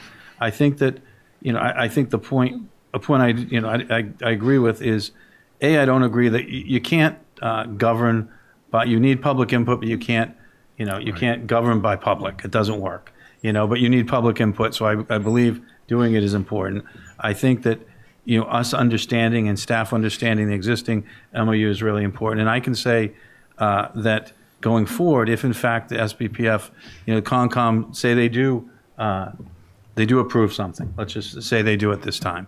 At that point, it would be very important that we improved from where we were last time. Yep. So we'd have to understand where we were last time to actually improve it. And I've talked about this previously here, and one of the things I think we didn't do then, and I don't think any of us really knew, is I think we weren't thinking big enough out there. I think we were focusing on sort of just that one area, and I think part of what we have to really think about is sort of the whole area and how do we eventually retreat, and how do we retreat without being sued by every single person out there. And so we have a lot, we have more to figure out here than we know, and I don't know how we have the time to really do that, but I just know that we didn't think about it last time when we could have.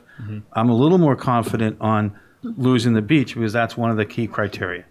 Now we would say we've lost the beach, see you later, and they'll go no, and we'll fight that. But that was written in there fairly strong, so I take some comfort in that. But I do agree that there are some other points that maybe we didn't quite get. And it is that was a lot of our discussion, not at this past session, but prior to this, was about what kind of things would need to be in place and what kind of discussion would need to be had if the CONCOM did approve this, and we got to discussing a license and the bigger picture. And there's a lot that goes into it. I mean, we had numerous 2-hour meetings in executive session. And I think that, but I think Starting the public to get at that. and I think the public has to wade in. That's Absolutely, one point where yeah. the public does have to wade in, and I think it's not going to be easy. So I appreciate. I mean, so I learn by your asking questions because as I go search for the answers, I learn. So I appreciate you doing what you're doing. Well, thanks for the board for clarifying. Just anytime we put something on the agenda, I just want to make sure what the focus is so we can have a productive conversation versus just answering questions. Like where are we moving forward? So we'll figure that out on the 9th or 16th or. But do we want, I would think we would want town council or the town administration through town council to have answers to those questions. Oh, yeah. Okay. Yeah, they're going to So I think we should ask that. I don't know if you want a motion to that effect, but so I would move that we ask town council to take the questions from the Coastal Conservancy and draft a memorandum outlining their legal opinion about those questions. I think we may need to give some individual endpoint as well, because some of the questions were phrased sort of individual board members' positions, was my take, the way some of them were asked. So we'll have to think about that. Do So we know that's yet? my motion, so I don't know if anybody wants to second it. Second. Discussion. I'm just thinking we might need to embellish those a little Right. bit, but I'm But town council perfectly can- happy with that. But they can respond to what they can respond to. Yeah. All right. All those in favor? Aye. Aye. Do you know what date? The 16th. 16th? 16th. We'll have a full board. Does that make sense to the board? Why I ask those questions on exactly what would we be No, I agree. focusing I agree, on? Yeah. Yeah, well, we want to make sure that we have the most productive discussion in terms of Right. what we're getting at this point. And I like your point, Jim, about not talking too much about the future project because may or may not, affect the Concom. That was good. Okay, continue review of town sponsor 2019 annual town meeting warrant articles. Okay, so these are the items that have come up since you last discussed them. There's not a lot here, and we're starting to get together a draft warrant for your next meeting. So just I'm just going to point out the highlighted items because those are the changes since your last meeting. On the general bylaw section, there's just a highlight about the noise bylaw amendment. What you talked about at that meeting was to seek an amendment to the bylaw to reduce the time frame on the evening end for exterior construction noise. There was some discussion regarding marijuana craft growing and zoning. So Leslie's here to maybe answer any questions potentially that you might have. There's a lengthy email that came from town council yesterday about permitting craft marijuana cooperatives and small scale individual. Okay. So I admit that I have not even begun to think about reading this yet, but I tried to skip around on it quickly to see if it was leading to a warrant article. And it looked like potentially it could be leading to a warrant article, in which case we'd need to get it written. But I don't know if John maybe could just summarize what sort of bylaw we'd be talking about, unless Leslie, you would be able to do that, or both of you. It's pretty complex. Yeah. Hello, Leslie Snell. So Andrew Vorst and I have talked about this. We have not had a chance to talk with the planning board because we just got it. It just sort of came up on the radar following the last planning board meeting. But generally from Katie's analysis, it seems like, if one of these cultivators came forward now, they could be permitted under the existing bylaw in the zoning districts that we've designated, which is commercial neighborhood and commercial industrial. If we wanted to expand that into some of the residential districts, we would need to amend it. Again, Andrew and I haven't talked with the planning board, but our recommendation at this point is that we go with the bylaw that we have in place. The other component to Katie's analysis is that the select board hasn't adopted any sort of limitation on licenses like you have with the recreational use. So if that was something that you were interested in, maybe that should be discussed first, and then we would move forward with an article at a later time. I mean, we have a short town meeting scheduled this year, and I think introducing something like this really requires more public discussion, especially if we're talking about expanding the districts.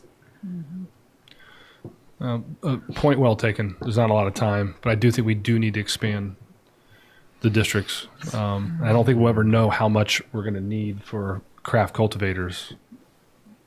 I mean, you limit it to 15 or 20, and that might be too much. Or did you raise your hand, John? But this limitation might be on the size of what they're allowed to produce. Oh, the size, not the number of licenses. Or both.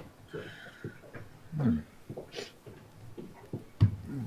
So I think in addition to whether you would want to expand the areas that are from what is currently allowed, because these are marijuana establishments under that definition, so you could certainly expand the areas where cultivation in particular would be permitted.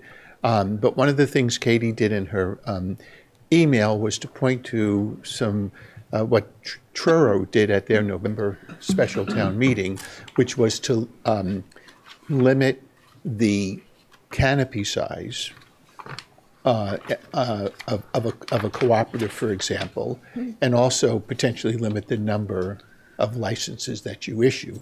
That could all be done through the zoning bylaw, but it takes, I would agree with Leslie, it takes a lot of thought, and there's a lot, because I know in Truro, we went through months and months, literally, with the planning board, developing a proposal that was then presented to town meeting, and, and was ultimately adopted.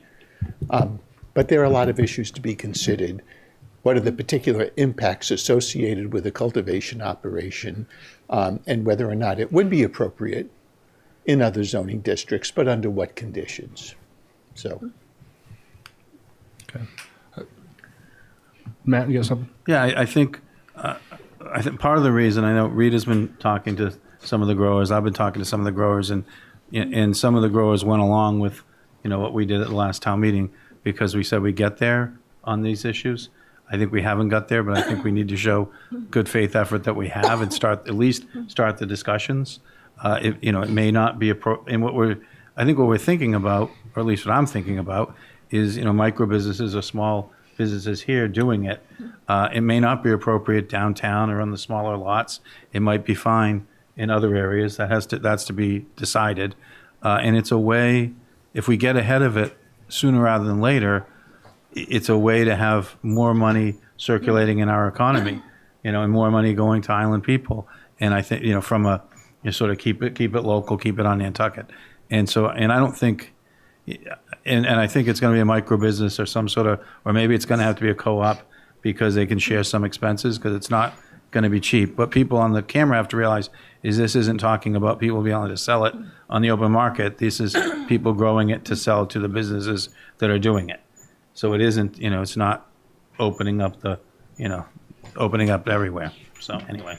My take on this in the beginning, you guys heard me say this many times, that if we were going to go forward, I want these businesses to succeed. Yep. And I've spoken to the current license holder and other people in the industry. There's not enough, they can't grow enough here to keep up with their facilities. They're going to have to rely on some portion of craft cultivators. And so I agree with, we should make some effort. I know it's only 4 weeks before we have to have the warrant pretty much done, and 2 of those weeks is a holiday. But if it's, I don't know when the planning board meeting is again, if we could show some good faith effort to try to think about zoning and limiting them.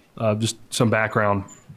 Is there some area that it's pretty easy to get consensus on, and we could say let's put it here for a year or two or whatever? And because if the businesses here don't have the ability to develop the product and they can't bring it from the mainland, so that's what I hear you're saying. Yeah, they'll run out from time to time.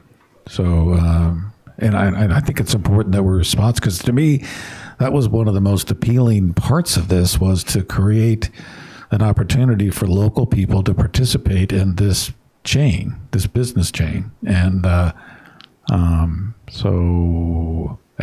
think a lot of people supported the changes in zoning. I shouldn't say, I believe some people supported the change of zoning because they thought we were going to have a place for them pretty soon. So I would ask the planning board to identify a place in an article that we can, a zoning article that we can bring forward to town meeting. That's Dawn? I mean, I'm supportive of this in theory, but I'm just wondering what we're really getting at, because I don't foresee how this fits into like being a customary home occupation with all of the security concerns and so forth. And are we going to zone something where people can come together and buy a piece of property? Because at what stage, if you're growing just a small amount, is it economically viable to purchase real estate on Nantucket or even to rent real estate on Nantucket? And I mean, I think that people have a vision of, wouldn't it be great if I could sell my 6 plants that I have in my garage or whatever? But I don't think that that's within the law, as I understand it. No, they would have to have a license. So and what are we really getting at? What are like the cost barriers for someone actually, like you're saying you want them to be successful. What could we do in terms of zoning regulation and permitting regulation to actually make something where someone could be successful on a small scale? There is very high barrier on this island with the cost of property. Yeah, some of it is already happening in basements and garages.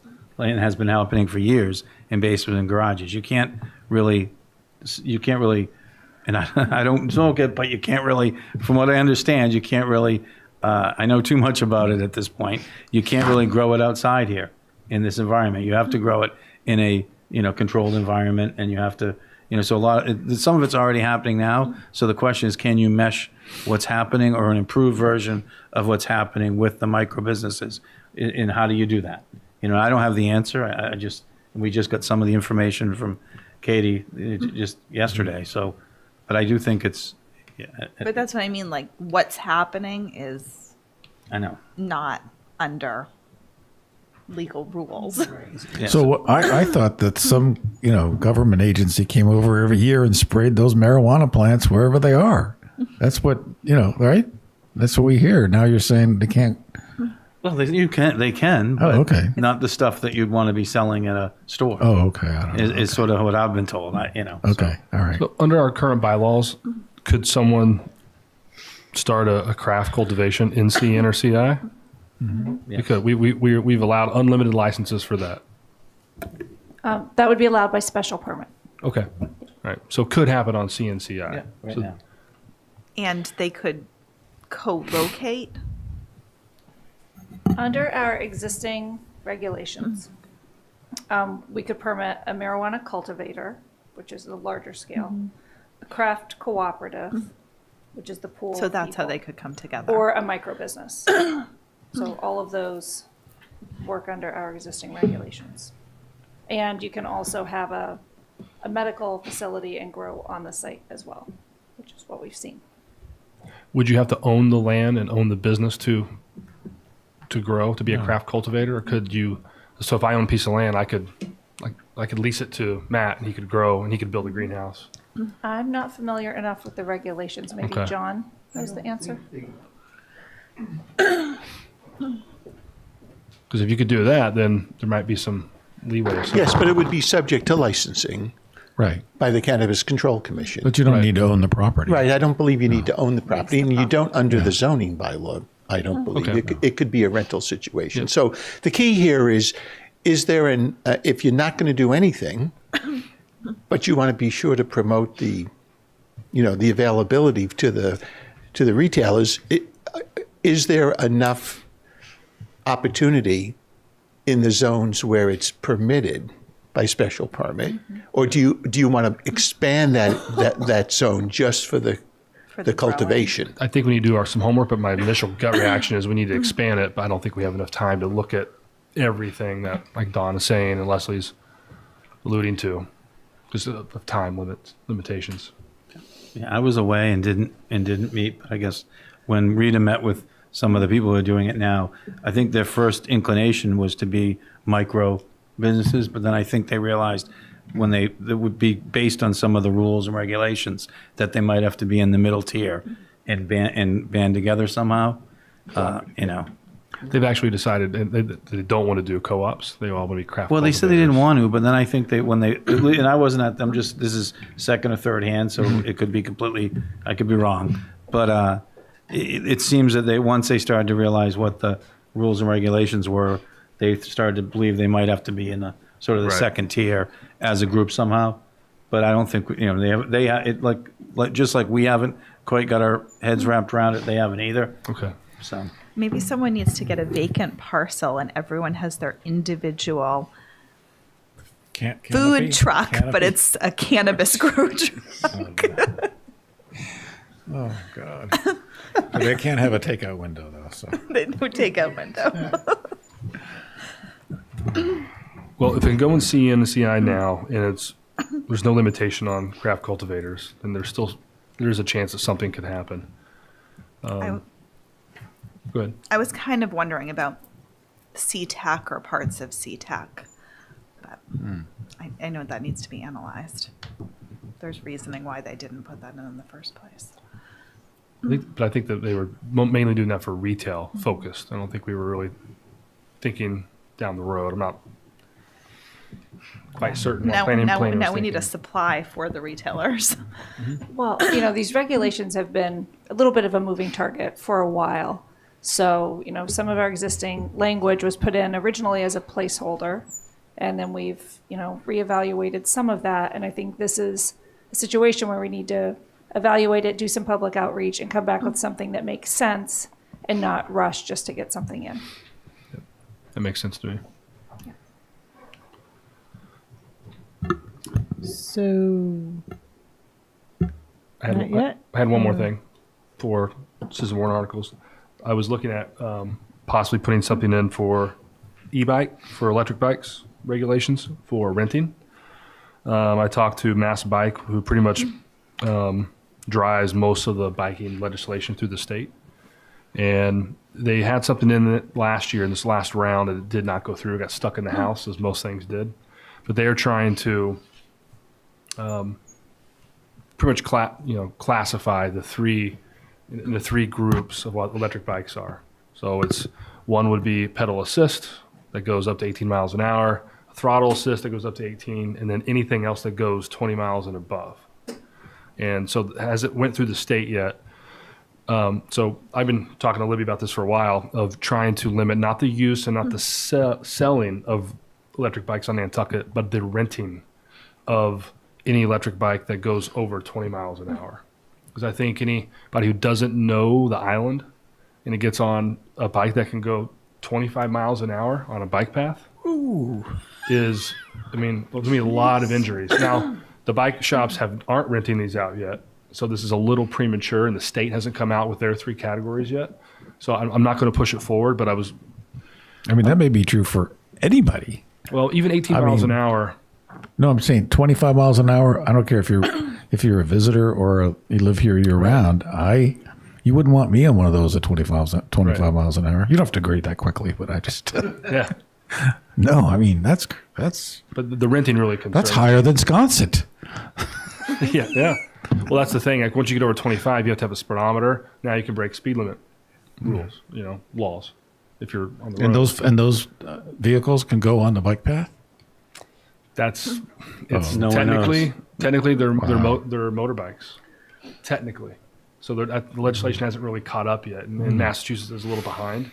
I'm picturing this, having 2 fatalities this last year, and we have great 35 miles of bike paths, but to have electric bikes being rented to people who don't know the area, it's different if we're all your area, you can take caution at certain intersections and stuff. So I don't want to be anti-business, and I talked to some of the bike shops, and they're like, I see what you mean.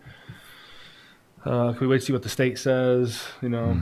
As electric bikes become cheaper and cheaper and the cost comes down, we're going to see them rented here.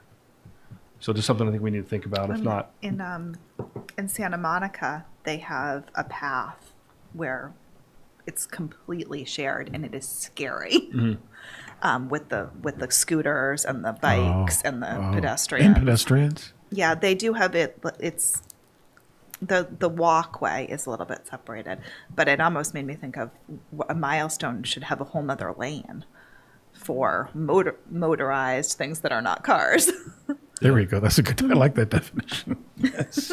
I saw an electric bike last night online. Went 50 to 60 miles an hour. Oh my gosh! On a there's bike. The scooters too. It's unbelievable. A Tesla battery in it. It's crazy. So that's where they're heading. So I don't want to bring up something that we're not going to do, but I think at some point we need to think about some kind of regulation for renting. Well, if you think that's something we should put on this year, we should there's no, it's the categories. It doesn't really. Okay, so you don't think it's ready yet? No, I need to Okay. wait for the state law. Okay, I okay. talked to the executive director at Mass Bike, and he said if you did it, great. It would help me maybe push through Yeah, some yeah, yeah, legislation, yeah, but you yeah, couldn't yeah. really enforce it. And, Okay. Some real legal challenges. Yeah. Doing what you're talking about without state. Right. Without an amendment to state. Right. Oh, putting limits on it? Yeah. Oh, okay. Rental, I think you would run into some trouble there. If you tried to just, Yeah, I think it would be tough to just do rental. We'd have to do, no, I mean, even regulating the rental of those. right.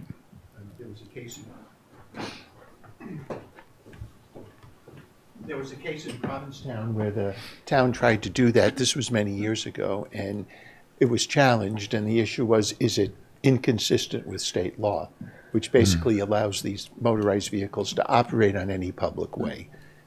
So that's the problem. You're going to need state action in order to make anything effective here, I think. Right. So that's I'll work with Julian Sear and Dylan Fernandez and try to push things that way versus here. But I know some municipalities don't allow the scooters, and if is that a business licensing issue where they're able to license the business yearly and say no scooters? How do they? No. You mean the mopeds and scooters? Well, no, there's those little thing. I know a The couple Segways? of yes. Well, So motorized vehicles, which includes scooters, are permitted to operate under certain restrictions under state law.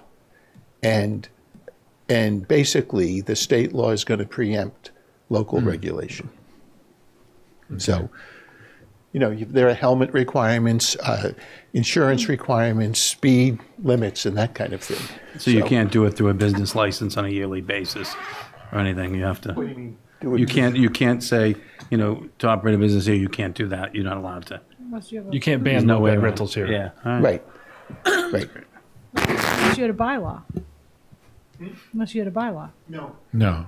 No, the bylaw, State. the problem is the bylaw has to be consistent with state law. Okay, but don't we ban segways right now? Don't we ban Segway segways? is not a motorized vehicle.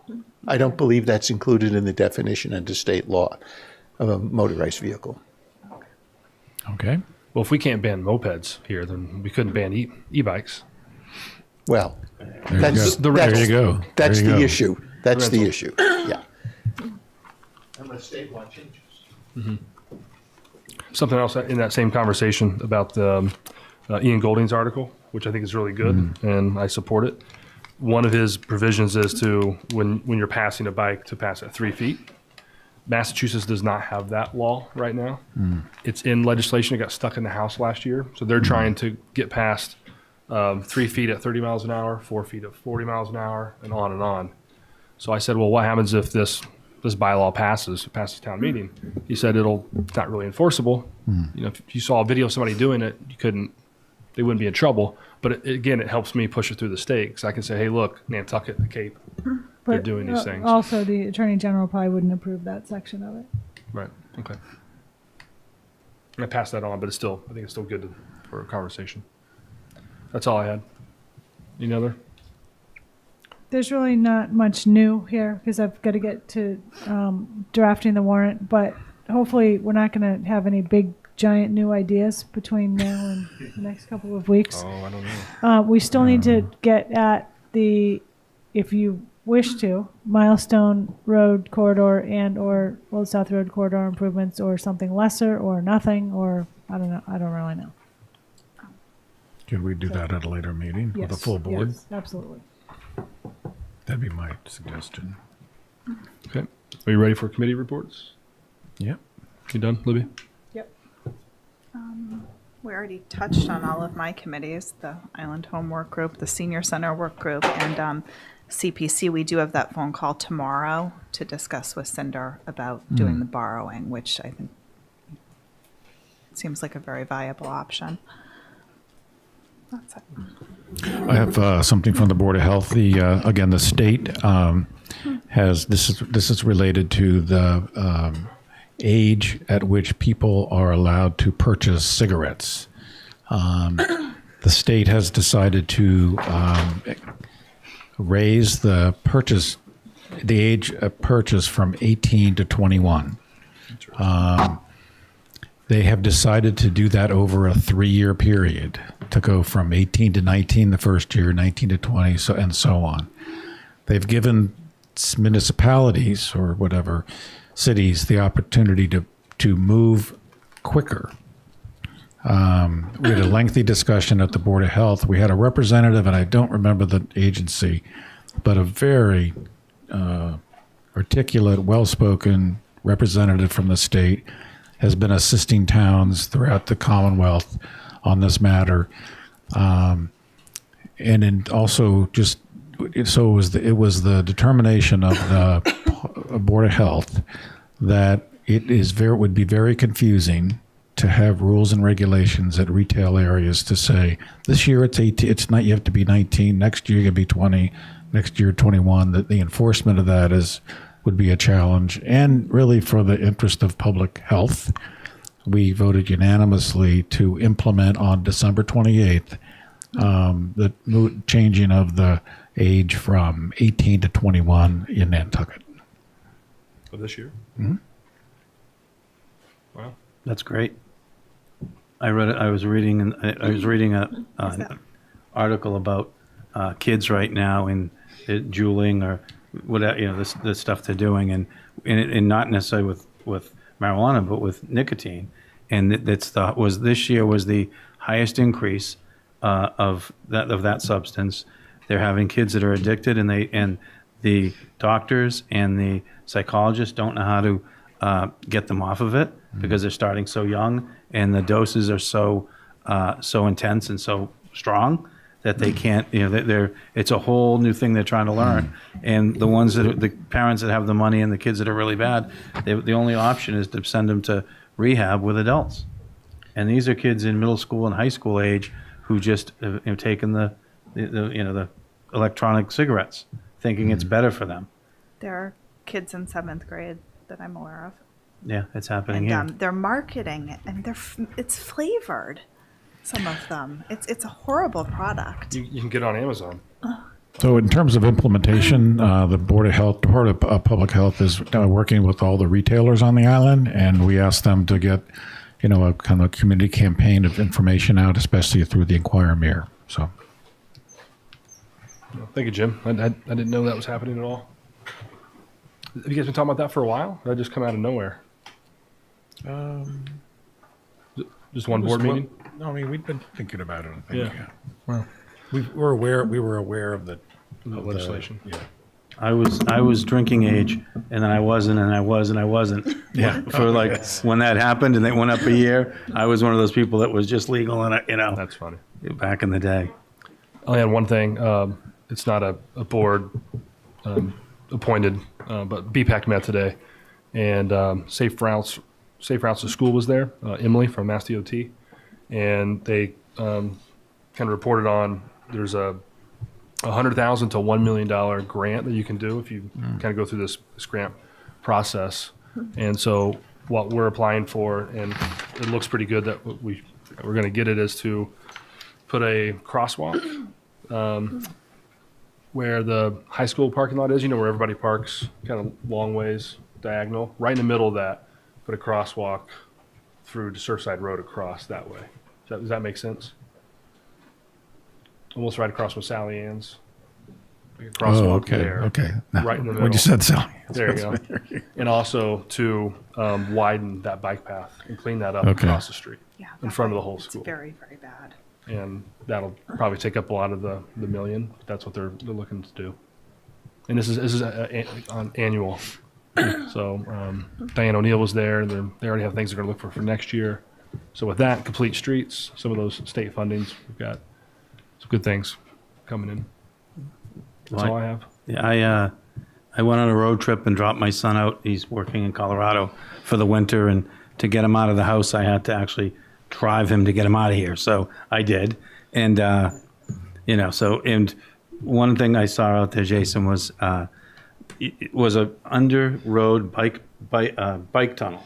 So you'd go, it was flat, and you'd look along the side of the road, and it went along, and then it went down under the 2-lane highway, like our milestone, and then came back up the other side onto the bike path. And I'd never really seen that, and I thought, and I should have got a picture, but I was in a car. but maybe we could find a line, but I thought you'd like that. It went under intersections? It went under one section of so instead of, having to stop all the vehicles on, Route 89 or whatever it is, the bikes would just went under, they went under the road and rode back up. So just sort of slanted down, went on a tunnel under the road and came back up. So it was at a really busy spot where you wouldn't want to be slowing people down. The other thing out there, I got to go in a couple pot shops and take a look, and they were not as busy as the ones in Massachusetts that are doing $1 million a week still. But and it wasn't, and they weren't busy there yet anyhow. But and they were right on Main Street in Telluride, and it kind of made me think, when it shakes out, maybe they won't be so bad. I told them that Massachusetts, they were doing that much money, and these guys were like, oh my God, they couldn't imagine it. The other thing that was very interesting is looking, because as you're driving through Colorado, and I thought, well, I'd see it everywhere, and you see it, but it was on I-70 in Colorado. You're pulling in, you're in the car, and our windows are closed, and you're smelling it. They're driving up and down the highway, and it was the most I saw of marijuana was on the highway I-70 and going into Colorado. It was a constant smell from every third or fourth vehicle. It was crazy. But then, when I was at like in Aspen or in Telluride, when we walked around a little bit, you didn't see it much there. Not much more than I saw 20 years ago when I was there. The one thing we are, from a national standpoint, not our fault, but the naming of these is very interesting. It's sort of like what people did with cigarettes and with liquor back in the day. They're calling it like, they're making it sound like it's like healthful living or, green, it made it sound like it was like a positive thing, healthy living or green. I can't remember the names, but I'm looking at it going, wait a minute. It's they should all be called liquor stores or pot shops. Even dispensary, if you think about it, sounds like you're, doing something good. And really, 95% of this is going to be recreational. We call it a liquor store. We know it's a liquor store. We know it's bad for you. I think what we're doing, kind of like you're talking with the vape pens, is we're sucking the kids in with these flavored things and telling them it's better than smoking. And, and then all of a sudden we're not going to realize the consequences. And we're sort of repeating as a country, we're repeating our mistakes. We aren't learning from the first time, The only other quick thing is, and we might talk about this more in depth, but Aspen and Telluride Aspen is now like a small city with bike lane, with, dedicated high occupancy lanes, traffic lights. They only have we're going to have more roundabouts. They only have a roundabout at the beginning of town, or a couple of them, but we're going to beat them on roundabouts. But it really, and I'm looking at it, and it got me thinking, and they've really built it out, and it really got me thinking that, sort of they've taken traditional traffic, solutions, and it really is not the same place. And then I went over to Telluride, where and I hadn't been to either of these places for like 28 years. And I went to Telluride, and it was very similar to what it had been. And what they did there was there was a guy here who was friends with the Jock Gifford, the Gifford family, and he had owned a company and sold it and ended up out there. But he took like the ideas from Nantucket of preserving land, and he started a land trust in Telluride that bought up. And when he talks about it, he'll mention Nantucket. I read online. I bought the bagel company from a while ago, and I read online. He would say, Nantucket gave me this idea. What they did, they bought thousands of acres. So they preserved the entrance into their city, into Telluride, and their zoning is the historic zoning, and it's in a compact area. And then what they did is around on the back of the mountain, on the backside of the mountain, they did a mountain village, which has taller buildings, but still dense, like in Europe. And then they've got the multifamily homes up on the hills there. But the interesting part for us as a standpoint is instead of doing traditional traffic in like they did in Aspen, what they did is they put a free gondola. So they linked the two towns, the two entities, and they didn't infill all the way and creep. And what you end up, and it's a free gondola, they've saved 40 million traffic trips in like the last 10 years, 15 years. So, so it really made me think that we have to start thinking, as a community, we have to start thinking about traffic and generation like differently. And it's got to go into our zoning, and we've got distinct areas. We really need to concentrate on those and not spread ourselves out as we have. It was just and there's a lot of other points I could talk about, but those were kind of the main ones that hit me. And I think it was a very good, I'm glad I was there for a day and a half, That's it. Thank you, Matt.